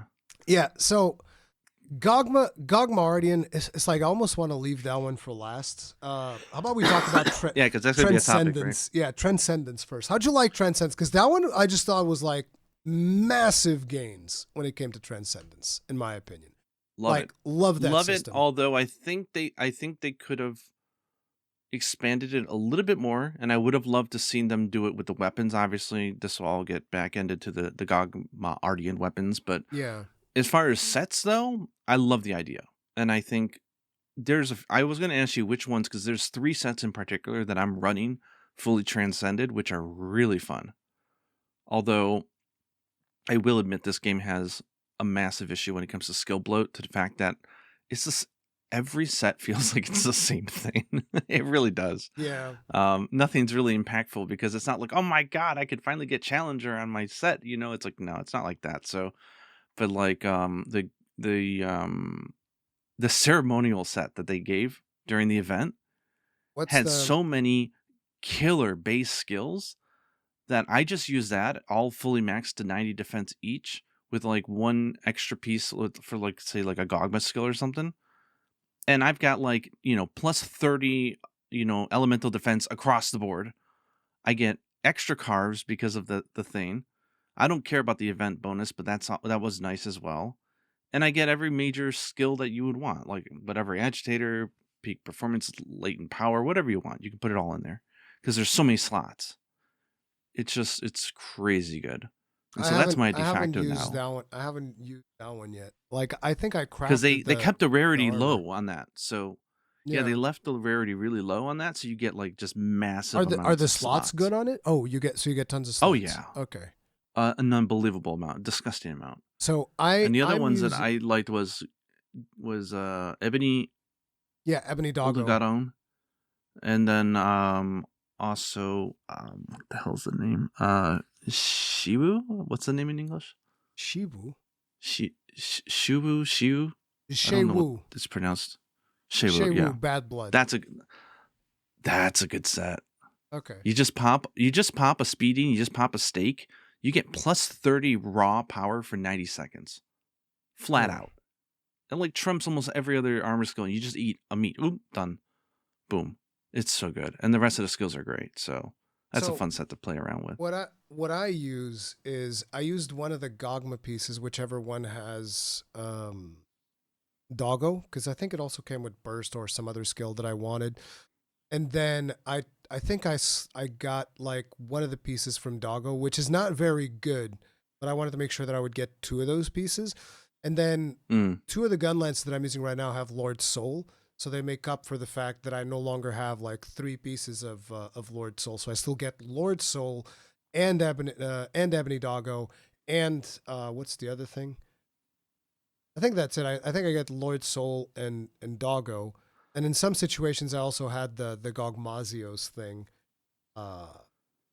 which is what's it called, the hostility, whatever. That also increases your elemental damage. Yeah.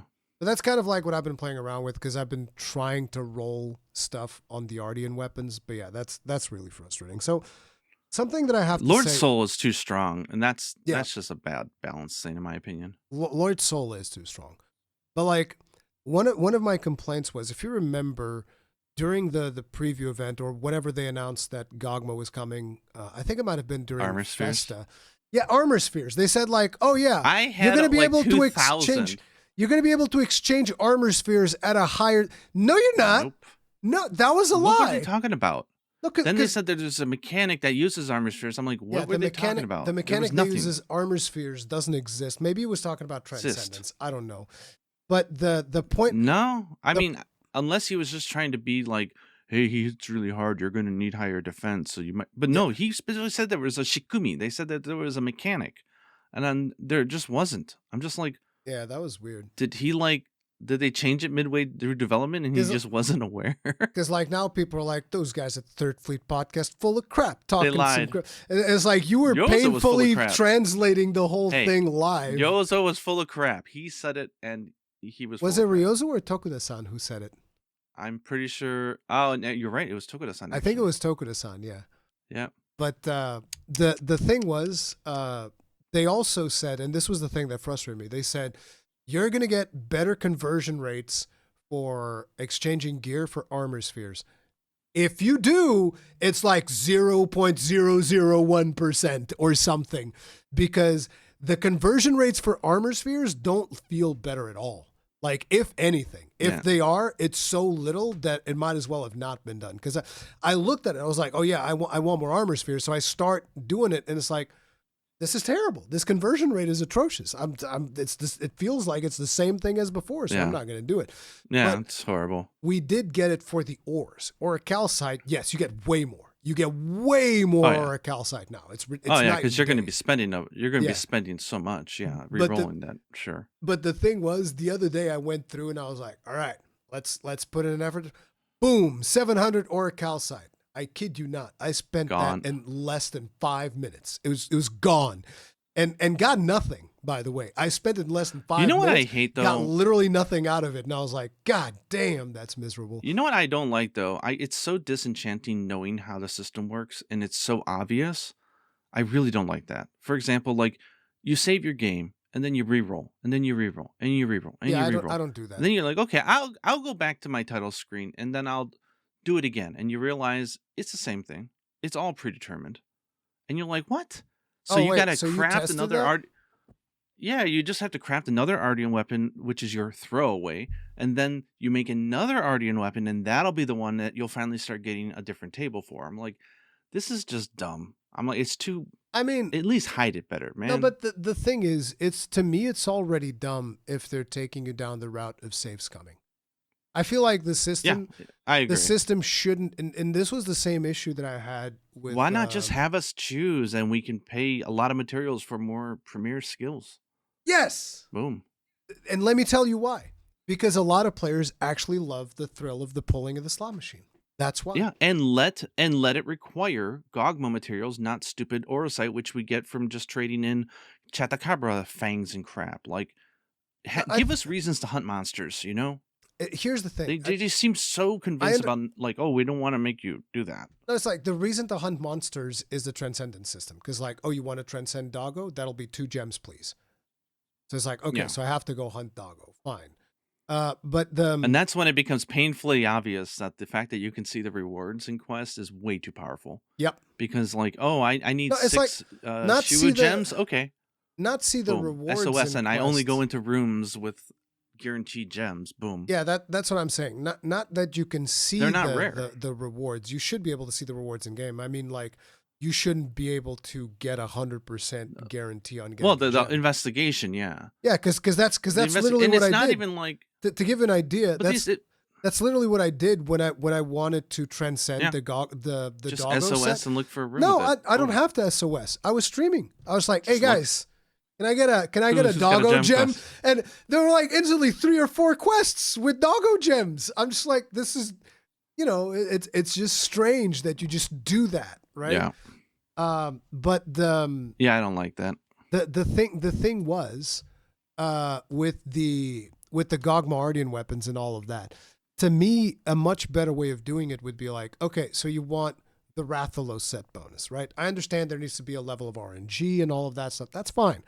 But like, You should need Rathalos parts. You get a bunch of Rathalos parts. You put those in, and that'll give you like, I don't know, a certain percentage chance of at least an increased chance of getting Rathalos set bonus.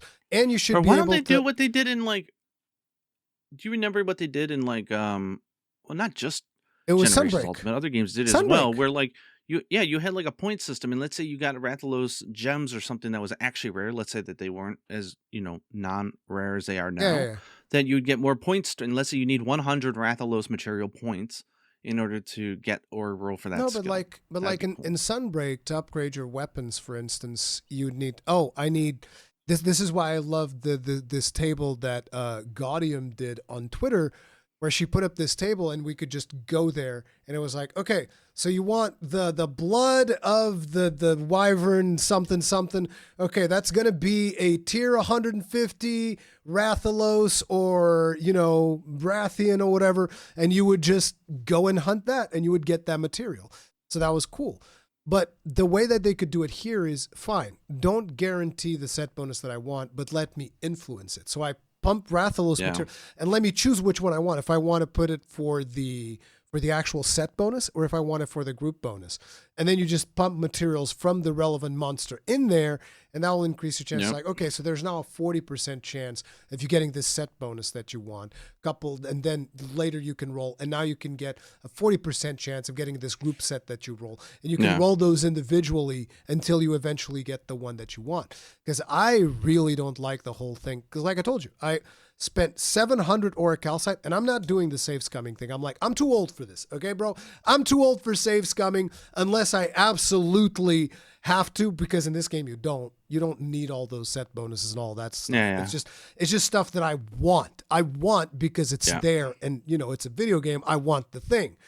But it's just, I spent the 700 auric calcite, got nothing for it, and I was just like, all right. That was great. That was like, I don't know, however much thousands of materials that I just poured into this RNG system, and they're gone. They're just gone, and I've got literally nothing out of it. All right. So it just gets way too frustrating when it gets like that. So I don't know. And I love the Gogma weapons. I think they look great. I love that they change color by the element. Yeah, that I is like cool. overall the system. I like the idea. But why the hell did they not give transcending to crafted weapons? Crafted weapons at this point are literally pointless. Yeah, that's they're just stepping stones. They're crafting, just stepping stones. And this is something that I feel like they've done for in Sunbreak. They actually didn't do that, but in World they did it as well, which is like, oh, we have the crafting weapons. Oh, here's Safi Jiva. Forget about the crafting weapons. Those don't matter anymore, except in some very edge cases. I'm curious. And it's like, now here's Brachydios. They're the best ones now. And it's like, well, I mean, what are we doing? Right. And in this game, it was the same thing. We got the Artian weapons, but when we first got the Artian weapons, there were still some weapons that would like edge above. And I was like, okay, so we're at an okay point, even though if you have the perfectly rolled Artian, like, it's okay. Sure. Now they're like, no, forget about the weapons in the tree. The only thing that matters is Gogma Artian. And it's like, that's too much. Like, what's the point of the tree then? The tree is meaningless. They say, well, for transmogging. No, because now you got all the armor skills and everything on there is just, it's just completely invalid. Yeah, it's just like, thanks, guys. It shouldn't be like that. I'm curious, though. Is this like Artian a gameplay designer on... Yeah. Like, I know that there's not 2 teams for Monster Hunter, right? Of course, we've talked about that in nauseum, right? But it seems that the games that Ichinose directs have a higher probability of having a better endgame system. Damn. I don't know why. Is it him? Or is it someone that he works with that likes working on portable titles? Who directed Iceborne? It was somebody else. Well, He's like not. he left the company. Yeah, he left the Yeah, he company left. because, like, to Dice me, guy Guiding Lands, I love was. Guiding Lands. So good. It was like one of my I favorite mean, endgame systems. like guild weapons, same. Tokuda Fukuda didn't like it. I thought they were way too strong. At that point, you were just fighting Rajangs and headlocking them and Shagarus at level 100, right? Generations Ultimate, perfect. The deviant weapons were not overpowered. They actually were underpowered because they had a better ability to charge up the Hunter arts. It was perfectly balanced. I thought it would. And every weapon had a final form. Every single weapon could be. It was unbelievable. It was almost too much. My complaint there is gun lances don't get the best shelling, and shelling kind of sucks. So I have complaints on gun lance, but like on the other weapons, yes, I agree. Yes, yeah, absolutely. Then Sunbreak, overall very good. Yep. Yeah, they went a little crazy with the bloody, but sure, whatever. Like everything, there was always reasons to fight monsters and craft their weapons. Like that always felt right. Yeah, because you're actually crafting weapons from the tree and then improving those weapons significantly. Yeah. It's like Curious Crafting on weapons, it was actually great. Curious Crafting on armors, though, no. That's something. Like we can remember the Curious Crafting on weapons, and it was fantastic, but Curious Crafting on armor is actually worse than Gogma I'll take Gogma over Curious Crafting. That's true. So it's not perfect. It's not. Yeah, it's not perfect. Yeah. You have a very good point. But I don't. It kills me that the best systems don't require you to hunt specific monsters. I'm like, really? Come on, guys. Yeah. Stop going into this. They should, and they have such a cool roster. They have such a cool roster this game. It makes it even more frustrating. I have every SNS. I crafted all of them because, come on. But like getting those hunter marks is a real pain in the ass.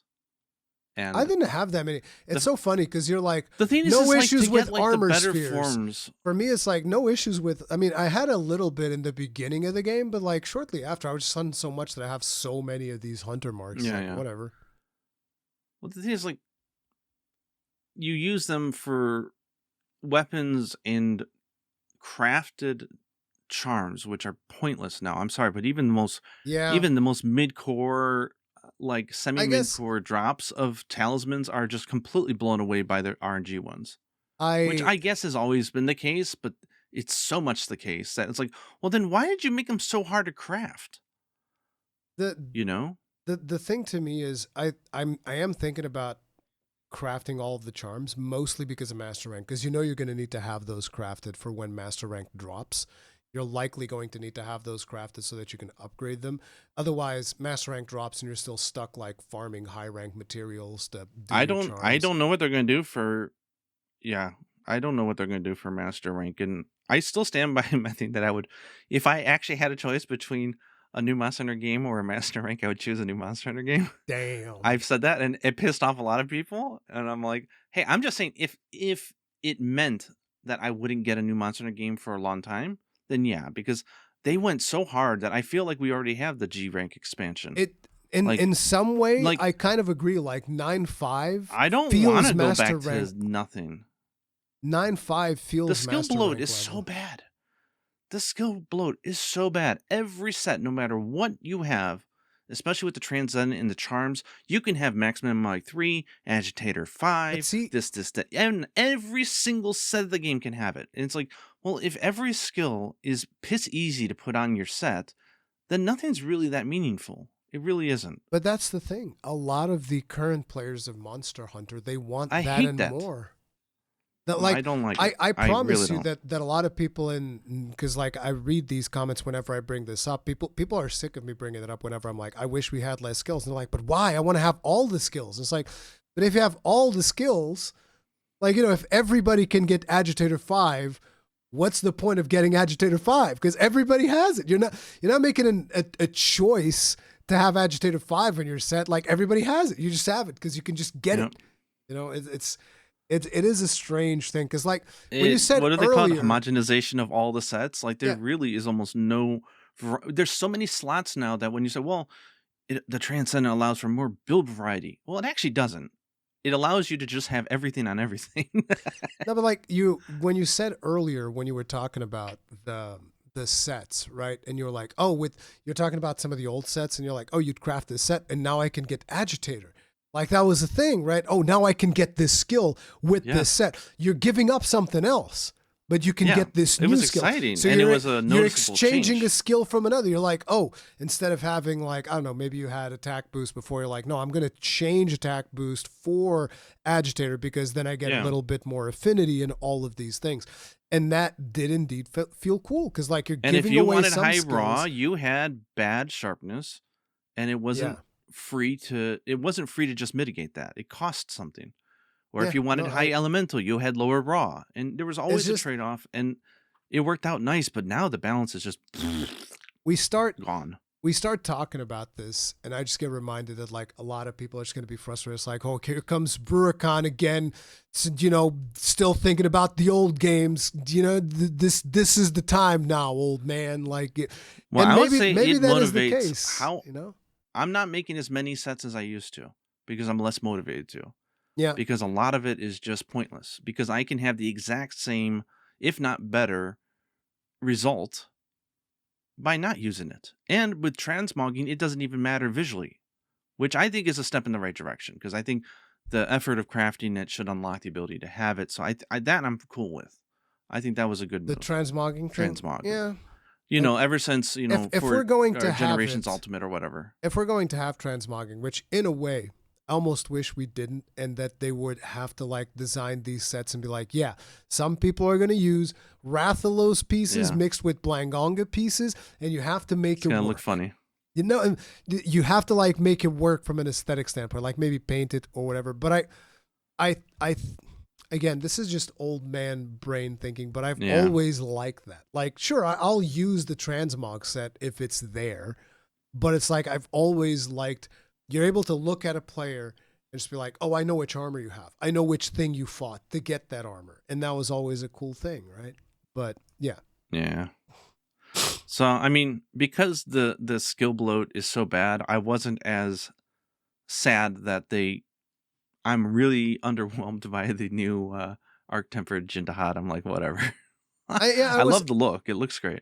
I expected Arc-Tempered Jin Dahaad to actually become a really big part of the meta, but that ended up not happening. It wasn't. I mean, I think there's like one piece in there that you can really use. Was it Foray or something they gave it? Like, oh, I get a damage increase when it's paralyzed. Like, who the hell cares? Yeah, and not to mention that they made it really hard to proc status stuff on monsters of higher level. So it's like, how do you feel about that fight though? Because I thought the Gogma fight was amazing, but I think I did not enjoy AT Jin Dahaad actually.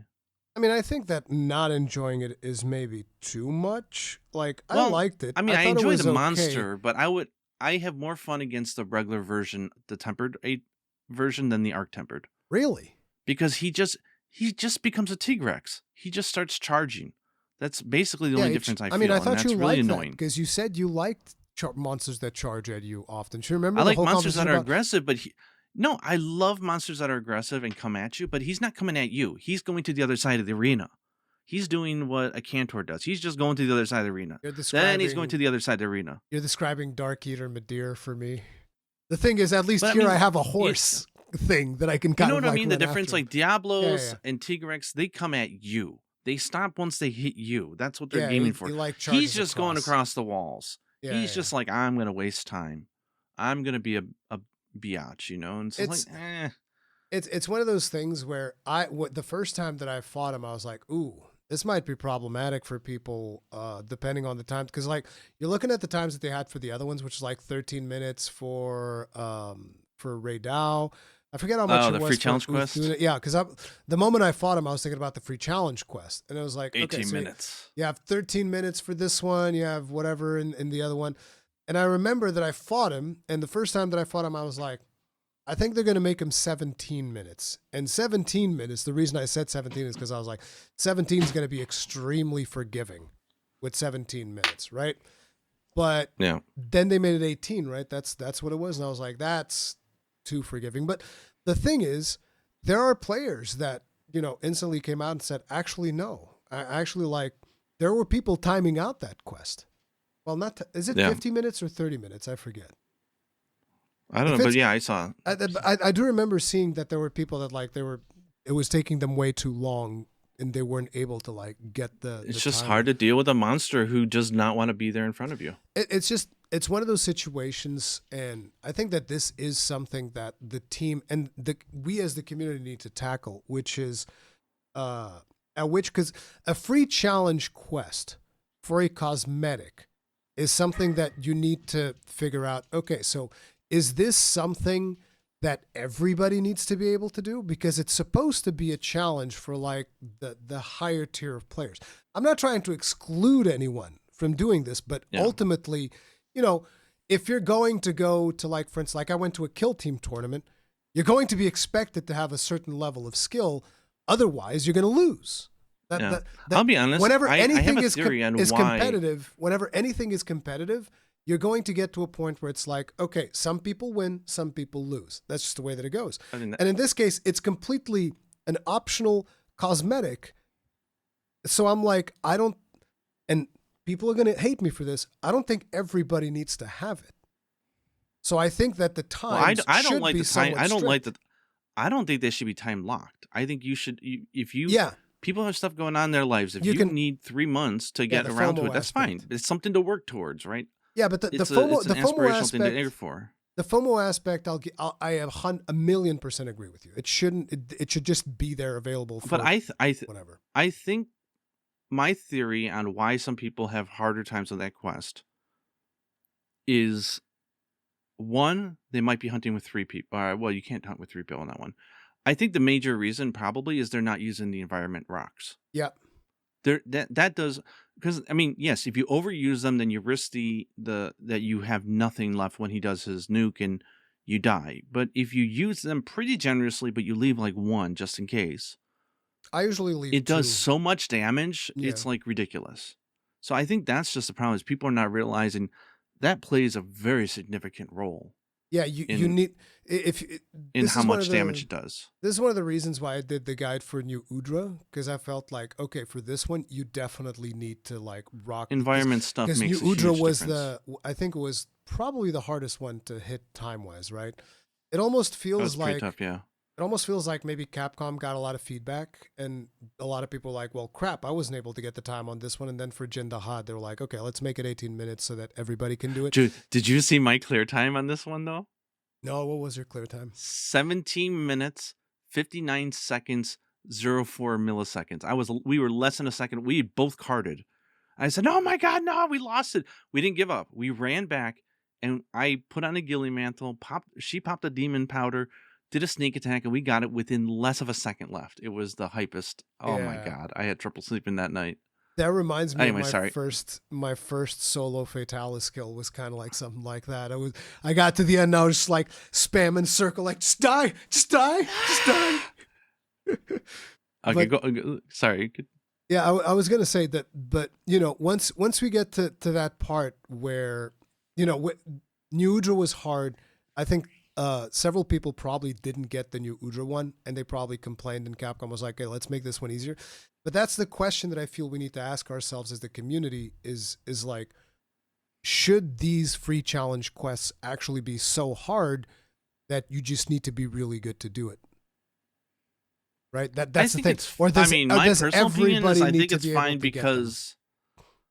it's fine because there's several tier rewards. You could still get a talisman commemorating you clearing it.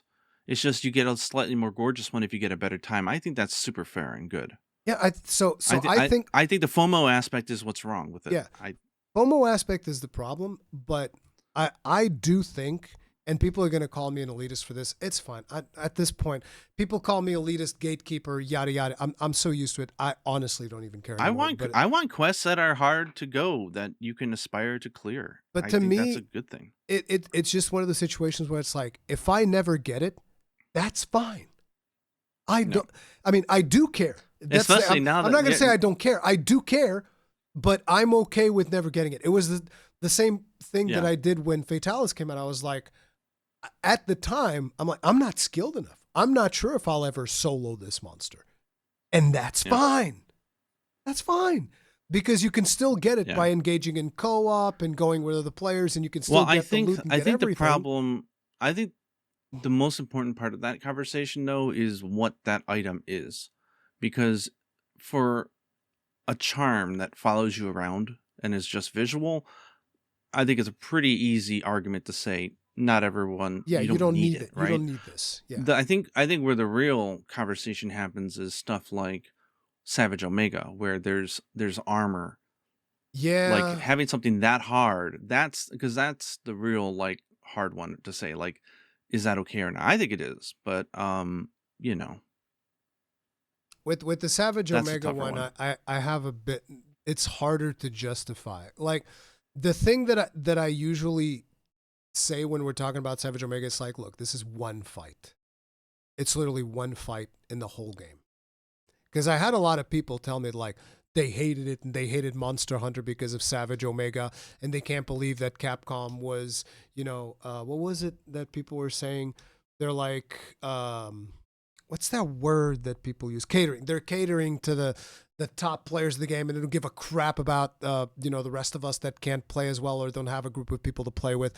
And I was just like, okay, look, this was super refreshing for me. Not because I'm a higher tier player, but just because of the fact that I really enjoyed these really challenging hunts. So I was super happy about it. And I was like, look, this is one hunt in the whole game. One hunt. It's literally one. And here's the thing, you can fight the normal version and you can still beat it because it's not as hard as the Savage version. You can still It get reminds the me, it's experience. like the Alatreon thing, right? It's like the baby Alatreon in order to unlock Fatalis, Yeah, but the yeah. actual Alatreon was tough. Yeah, Elatreon was tough, but it's like again, I think it's fine to have aspirational challenges. Like I always remember back Yeah. when I was playing World of Warcraft, and I would watch videos of people doing like Molten Core. And I'm like, oh man, someday it'd be so cool to do Molten Core. I never did it. I never did because it was a 40-man raid, something ridiculous like that. It's like I'm never gonna, and it wasn't even that hard. Like it's just at the time Yeah. nobody knew how to do things all that well and whatever. But it was something that it's aspirational. You're constantly thinking it, and it's in the back of your head, and it's like, oh man, maybe someday, man, maybe if I find the time, grind, get like the good stuff. It's one of those things. Did you I saw a video you were part of actually. It was Team Dark Side, and they had a thing where they had like different people try Yeah, and yeah, like yeah, yeah. summon like the super hunts that we had before, like the event quests, and it just Yeah. reminded me how much I adored how hard Super Bracky was, because that was such a hard. I imagine the clear rate for that is probably in single digits. It It was was really hard. it was so I think fun Chris had doing. that one. Which one did you have? I had Magazine Tigrex, which I was like, why Yes. is it called Magazine? Because I kept thinking about Load Shells, but apparently it's because it was a collaboration with a magazine, so it's called Magazine Tigrex. And I was like, the hell's a Magazine Tigrex? I kept constantly thinking about Load Shells. That's all the thing that was on my head. And it was really fun. It was really fun because they set up like 3 sets Yeah. for me to use and whatnot. It was a blast to do that. I got my ass kicked, but it is what it is. Those So were the older so monsters. yeah. So to give a positive note, because I know we're hitting on some of this pretty hard.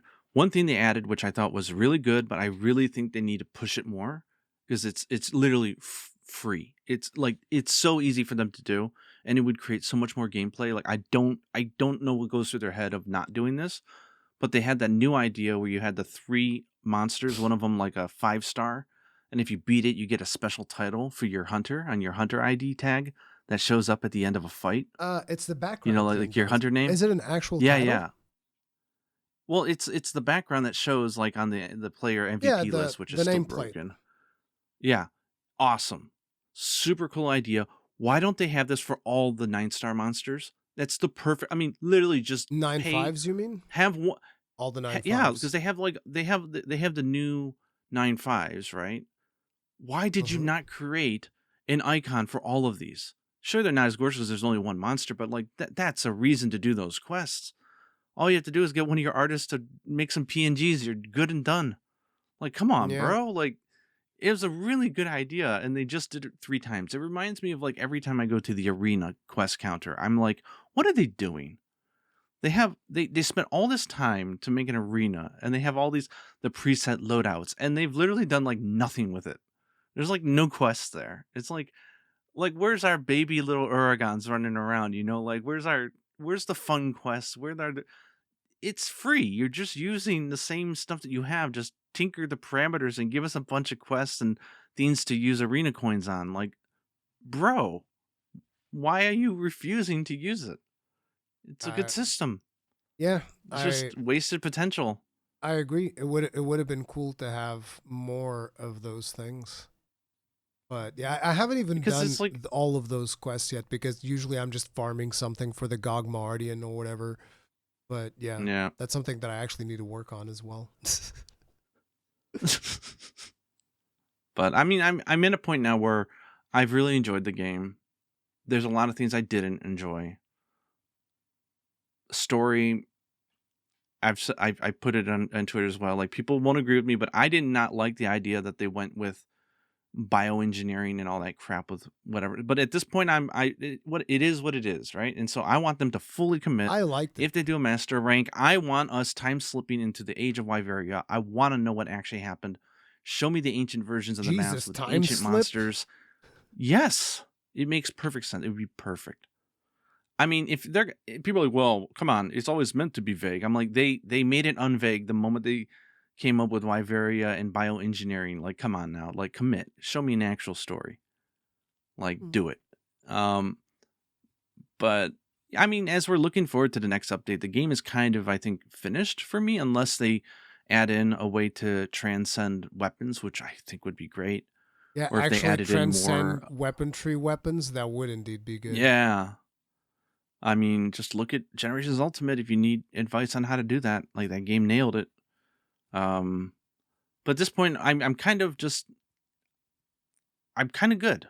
Like, I played it a lot. I still play it from time to time. I'm still doing the event quest for the Woodwood stuff because it's really cute. But my eyes are kind of now thinking forward to Stories 3. Yeah, I'm at that point. Where I'm not looking particularly forward to hyped 3. for. I don't know. I'm not particularly hyped for the last update. Like, I can care less about an No, I arc-tempered actually Arkveld. That monster is so piss easy to fight because we've done it so many times. I don't know what they could do to make that fight hard. I'm actually looking forward to it because I want to make a proper Flayer set, and that's going to enable that. So that's something that I want. Also, the elemental absorption or whatever, or conversion. I'm sure it'll have that as well. Convert element. Yep, that will be good too. So those are some of the things that I'm looking forward to in the final update. Yeah, all of that stuff. Like, how'd you like Lumenhymn? Lumenhymn. I'm not exactly sure. It's the I mean, I latest only got to Festival of experience Accord. it for a few days. Dude, because the bowling stuff was but pretty much super easy across the board every time. You could just get A ranks all the time. What's funny though is I would get B ranks and I'd get better rewards than the A ranks. Almost always. Like, if they give me max potions and stuff, I'm like, yes, this is what I want. That sometimes happens, but not often. No, but the event was great. I love the events. I think they did them really well. Yeah, the ceremonial set was just amazing. If you make it and you transcend it, it's just it has got so many slots and so many starting skills. You could put anything you want on that thing. Anything. I need to experiment with that one potentially. But like, one of the things that I really liked is one of the quests that you had to do was 3 Blangongas.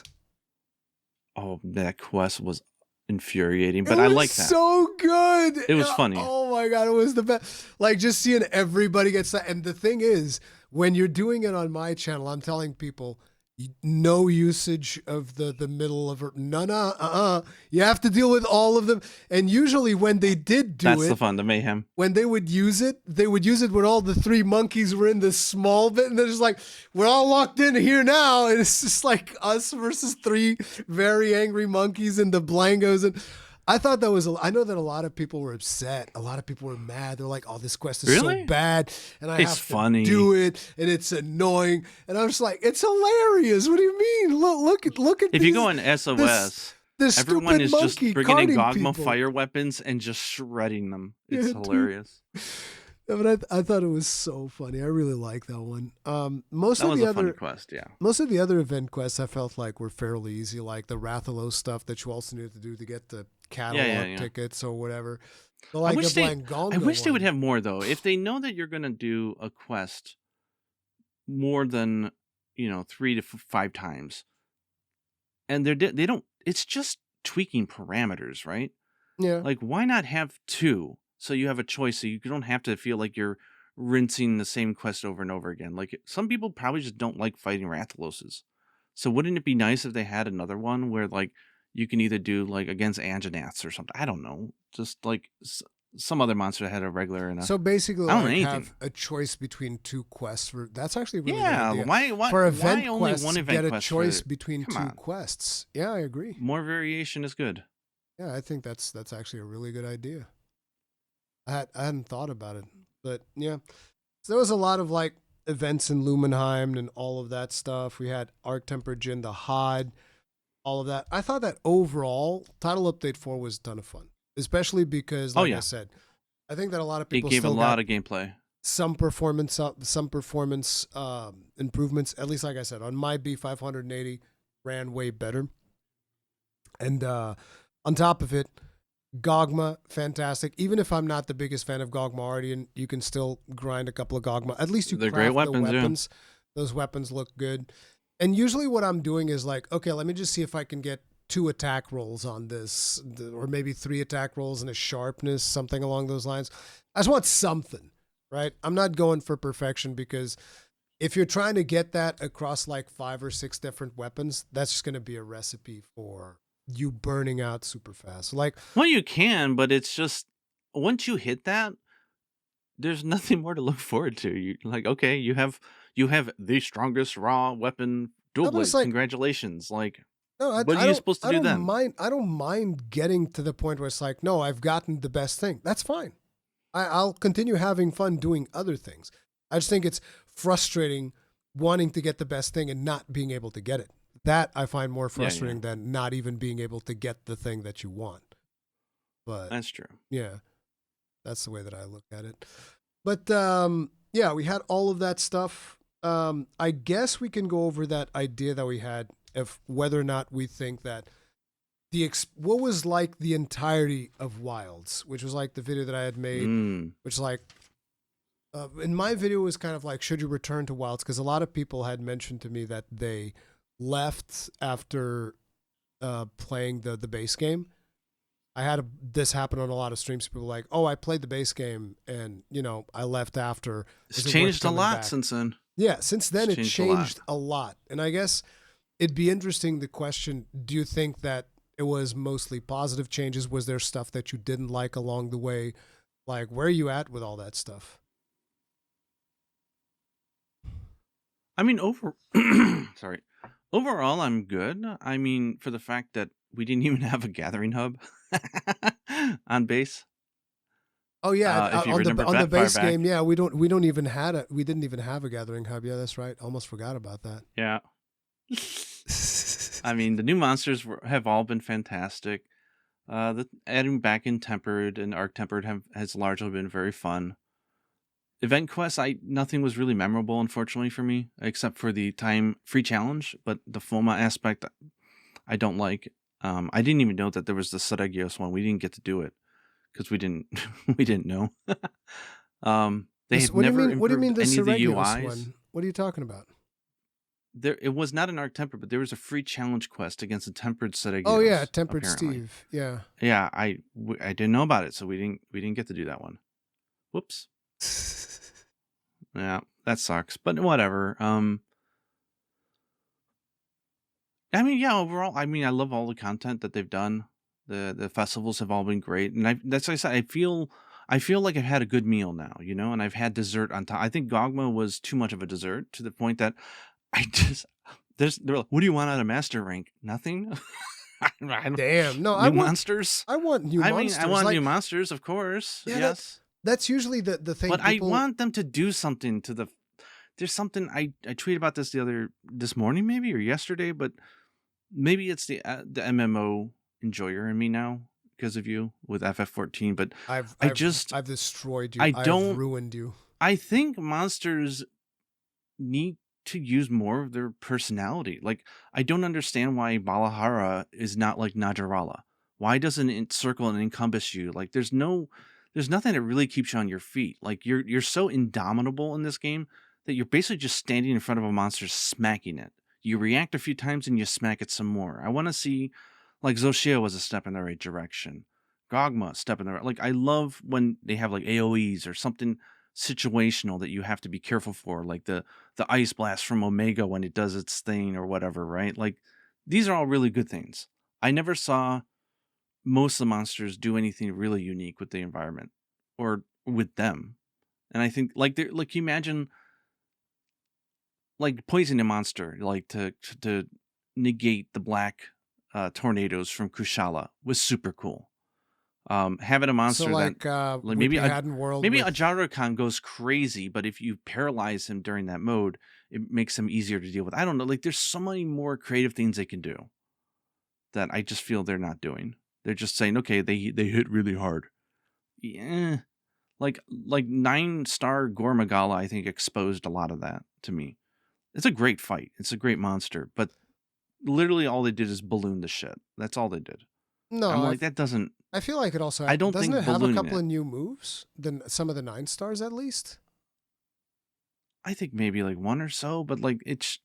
I don't know. Just I mean, in a lot of do. ways, it is what I wanted them to balloon some of the monsters because in the beginning the Oh challenge, yeah, yeah. yeah, But I think, it was a but little bit I rough. don't want them just. I don't want them to just balloon stuff though. I want to see monsters. I don't know. Maybe I'm just. Maybe I've just played too much Monster Hunter, and I'm just too used to these monsters. I I don't know. I like so I'm gonna go I like over. AoE patterns. I like reasons to have skills, and I don't like defense down is almost never used in the game anymore. Like we used to be scared to shit of that It stuff. was actually Conlos would pwn people it was because actually of that. funny. Did you see like there was I forget if it was a post on Twitter or in somebody's YouTube, but somebody posted it publicly where there was a guy that was like, uh this is so stupid, and he was, I think he was fighting Gogma, and he just goes like, this is so stupid, like this is artificial difficulty because Capcom, you don't think I don't see this, you're just putting permanent defense down on me when I'm fighting Gogma. And everybody's like, no, you're Gogma doesn't do defense down, you just have Lord Soul.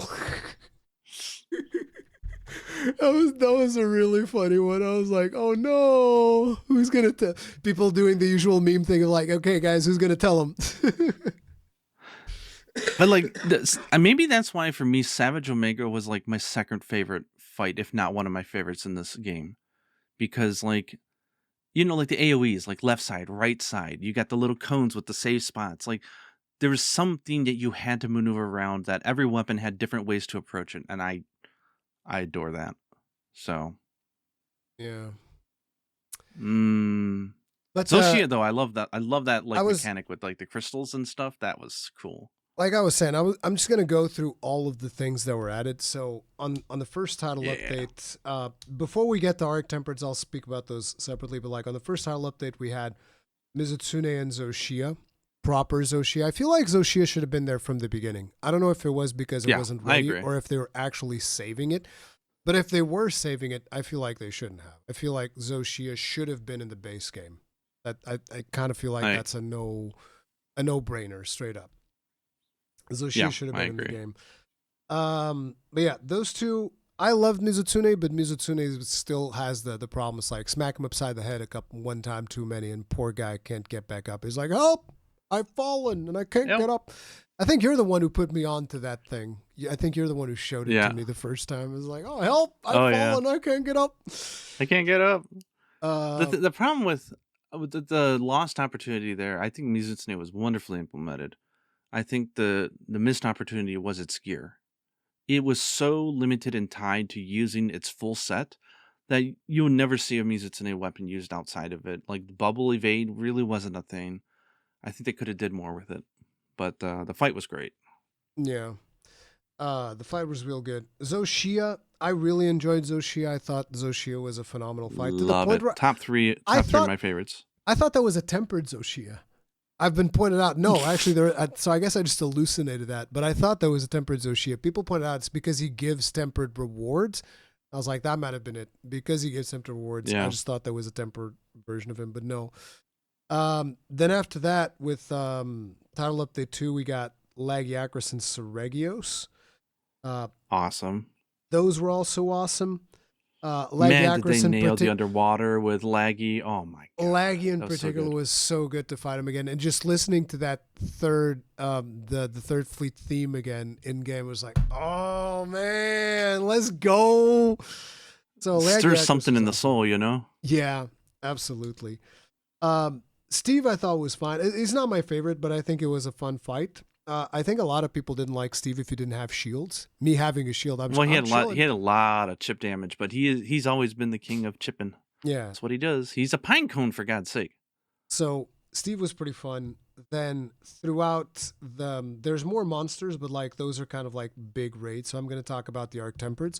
We had Arc Tempered Raid Dao, which I thought was really fun. It was the first time, I think it was the first free challenge quest, even though there was a free challenge quest before that I never did, which was a Doshaguma one, I think.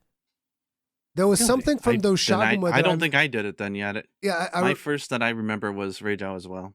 I'm pretty sure that there was something from Doshaguma that I didn't get, and I wasn't able to get that. But yeah, so our tempered Raid Dao See, was what the I liked first one about that I that did. AT, because that was like the first time you had exposed people for not using subcamps. It's like, Yeah, bro, we've got a time limit. Put up your damn camps. put a campsite in the proper location. I think that for that quest, I don't remember if I tore one of my camps down or if I already had it there. But yeah, I definitely remember. Oh, we That was good definitely need to fun. have a camp here. That was really fun. Our Tempered Dune, I feel like, was less Oh, I impactful because loved like him. he did. I feel like he didn't really do much. Like he still had new moves and stuff, but I just feel like they weren't that meaningful in terms of the overall fight. I thought it was still pretty easy. The interesting thing was, you know how people started using that skill? I forget whichever one it is, but the one where you don't get dragged by the waves. Yeah, I yeah. actually removed that skill because I was like, no. Because if he I doesn't want it drag to you be by the waves, then a lot of times you would then move and you would be out of range, which for a lot of weapons, that's fine. But if you're on a low mobility weapon like that, it's like, no, push me around and put me where you're going to be afterwards so that I can beat you in the head. So I actually ended up staying with the wave so that I could ride it out and Yeah. land closer to him to punish. But yeah. I enjoyed the fight, but then again, I enjoy that monster in general. I just think he's really fun. I like the fight. I just think that I don't know. It felt like the least impact. Well, then again, we also have Jin Dahaad to go still through. But so I don't know. But both him and Jin Dahaad didn't feel as meaningful as Rei Dao and New Udra. New Udra I thought was my favorite one. Because I actually had to set up and do like a script almost. Okay, so I'm going to do this, then I'm going to trigger these two toads, and the bombs are going to explode and all this. Then hopefully a Rathalos will be there to punish him afterwards. So it's like I had all this stuff planned out, and it was really fun. And it gave me that moment that you watched on stream, which was so hilarious. Me and like two other people like putting traps and stuff, and like the whole exit was booby traps that he would never be able to leave. And it's like, I think I'll take this route instead. And we're just like, wait, what? Yeah. What about all these traps? It was so hilarious. Yeah, New Udra was the most fun one for me. I don't know about you. Which one was your favorite Arc Tempered? Was New Udra as well? I think so, yeah. I mean, New Udra is just one of my favorite new monsters, period. It's so unique and so different and fun, and its theme is great. Not as favorite. Yeah, like you said, the using the environment was really important in that for the free hunt. Yeah.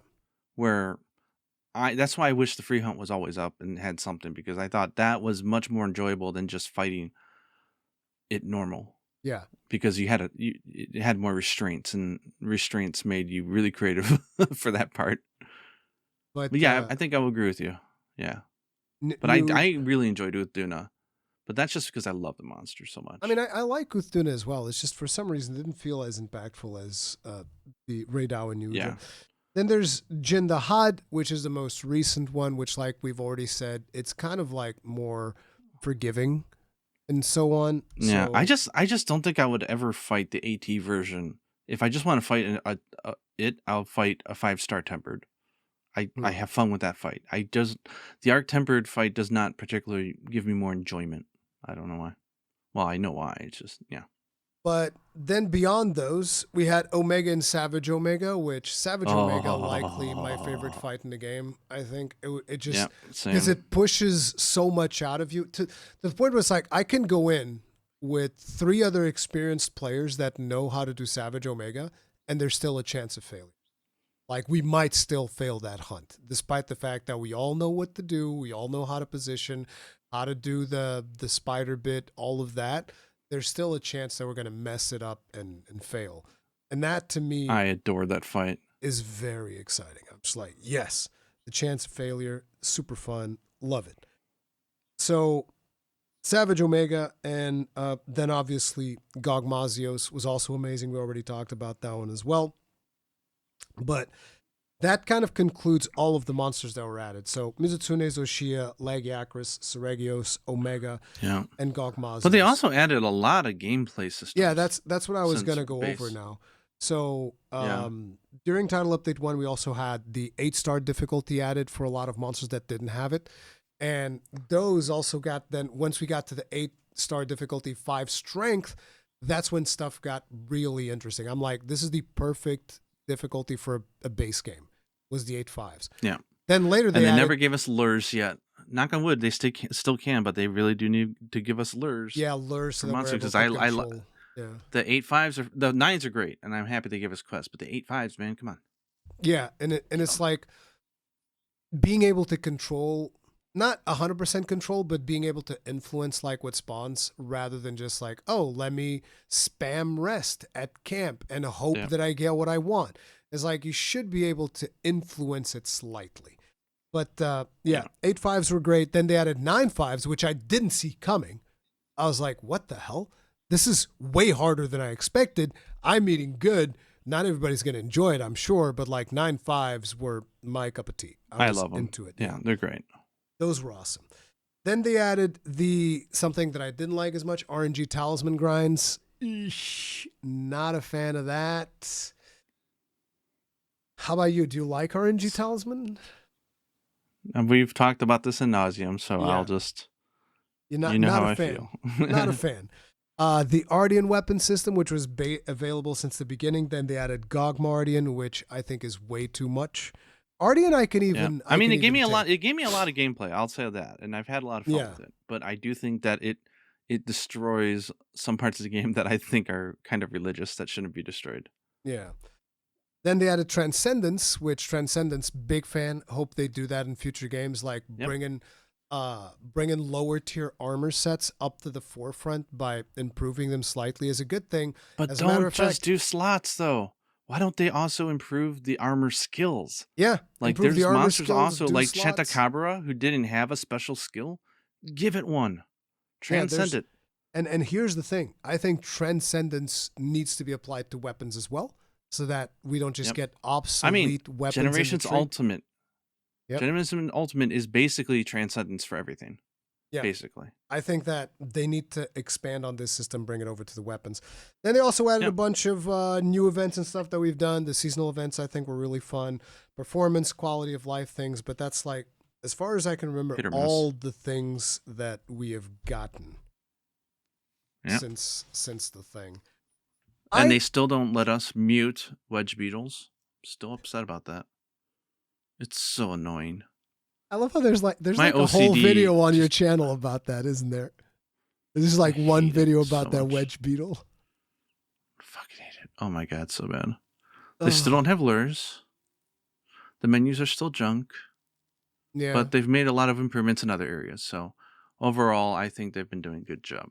And it does show, like, I still think that the game was fine volume-wise when it came out, but seeing how much they've added in the year really puts in perspective, is like, wow, like they've put in a lot of work. Yeah, they've added tons of content. Like, the game is much different than it was at launch. And they finally fixed Insight Glaive's hold the A button move. Which was really funny to when I like, you know, I pointed out the thing so many times, and I remember Tokuda-san saying like, yeah, we think it's you know, skill expression or something along, and I was like, skill expression. Only took them 10,000 years, what but they finally mean? They I finally love admitted and took it out. So good I on them love for that. I love Tokuda-san, but it's just like, come on, man, skill it. No, no, no, because like that skill expression is negated by playing mouse and keyboard. What do you mean? No. But yeah, I'm happy that they finally changed that. They should do something about Charge Blade, which also suffers from some of those issues, which kind of sucks. But yeah. But Uh, I will still say though, like the game desperately needs a new weapon type. Desperately. I know not everyone agrees with me, but I if not in the expansion, then in the next game, if they don't have a new weapon type, I think it's a huge mistake. is it really that big of a deal? You think? I think so, yeah. I mean, the thing is, balancing the weapons is already challenging enough as it is. I feel like they already struggle to balance the existing 14 weapons, and adding another one into the mix is going to make that balance such more of a nightmare. Yeah, Just, balance has always been bad, so whatever. I mean, Variety. true. I Something mean, we're the marketing. We balance need has something never been really great. flashy. Yeah, we need something flashy and fun to talk about. And I would love, and they'll never do it, but give me the World of Wilds. Give me all the systems. Give me the same monsters, but make a spin-off game where you play only as palicos, no humans. All the villages are occupied by woodwoods and palicos. It's only felines. Give us spears, little bow and arrows. Give us boomerangs. Give us That'll 4 or have 5 to different weapon be types. That would be amazing. that'll have to be a I want. very specific thing. I feel. Yeah, I just want a palico game, man. Yeah. Bring back the prowlers, man, please. Nyanta no Please. fukatsu tanomimasu. Yeah, yeah. Well, I used to remember that. Yeah, I'm never gonna Very forget good. that one. It was funny. They all laughed when I said it too. It's so funny. But Yeah, but I'm yeah. looking forward to Stories 3, and I want to know what Ichino-san is cooking, man. Like, I hope he's well. I hope he's still cooking something. Wouldn't it Working be on. interesting if he actually? Here's one thing I was gonna say. They haven't announced, obviously, if they're doing a Master Rank expansion. I imagine they will, I mean, they've always but done one. So with the not exception of always. Remember, yeah, there's Portable which one Third. is it? Portable Portable third. Third Yeah, never got portable one. third is the one that never Never got got one. one. Yep. But the thing is Master Rank is also Sunbreak was a good example of that, right? And also, especially Iceborne, having a new director come in well before this game, like they would have started working on this right after Base was Yeah, released. It'd be a separate team working on it. and it's working simultaneously. What if Ichinose-san directs the Master Rank expansion? That would be pretty cool. I like his work. I really do. I love his focus on animals. He always makes a point in his titles to put a focus on the animals, whether it's the owls and the palamutes and the felines, even the prowlers and even the palicos hunting with you. This is all his stuff. He loves the hunters with the animals. Imagine if he did the Master Rank expansion. That'd be pretty sweet. I don't know. But I'm curious who's going to direct it, because I think Tokuda-san deserves a rest. I mean, I love his work on he always works on every Monster Hunter game, and he does great work with monster design and game design. I want to see a new director try something on there. I'm wondering who's going to direct it, or who is directing it, if it exists. I was really sad to see Daisuke like skedaddle and be like, "See ya." Yeah, what if be a new it's guy. It'd just be great. a brand new guy working on it? I'd be happy. That's great to get like a fresh take on things.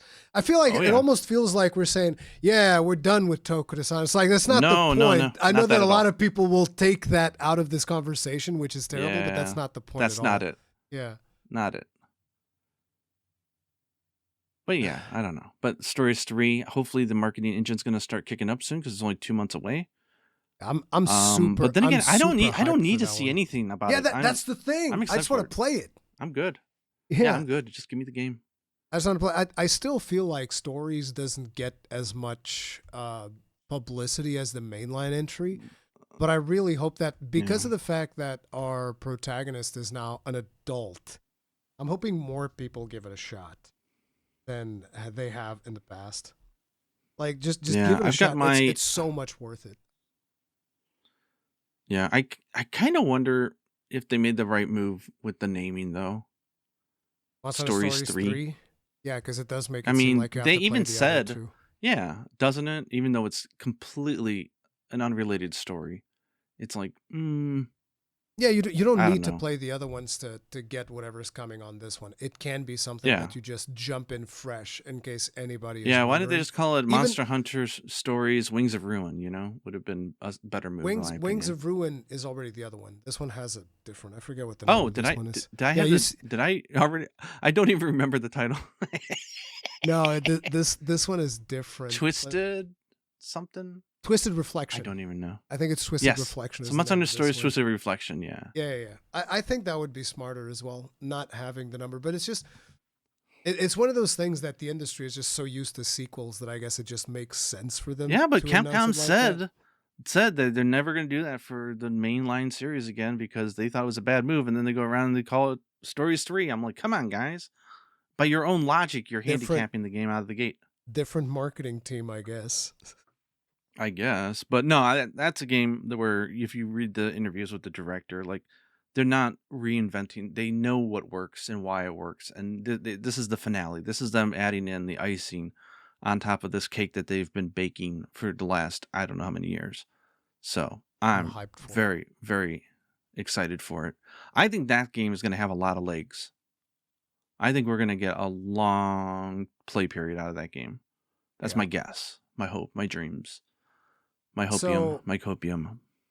Real quick, when do you think they're going to announce Master Rank? It's, again, you were saying that they might not even do it because of the level of difficulty I already at. no, I'm saying I have no I would nothing in me says that they wouldn't do it. Yeah, I I think think they will. they've do it. invested so much that they would. I'm saying is that in a hypothetical I'm not that hyped. I mean, how do I say this right?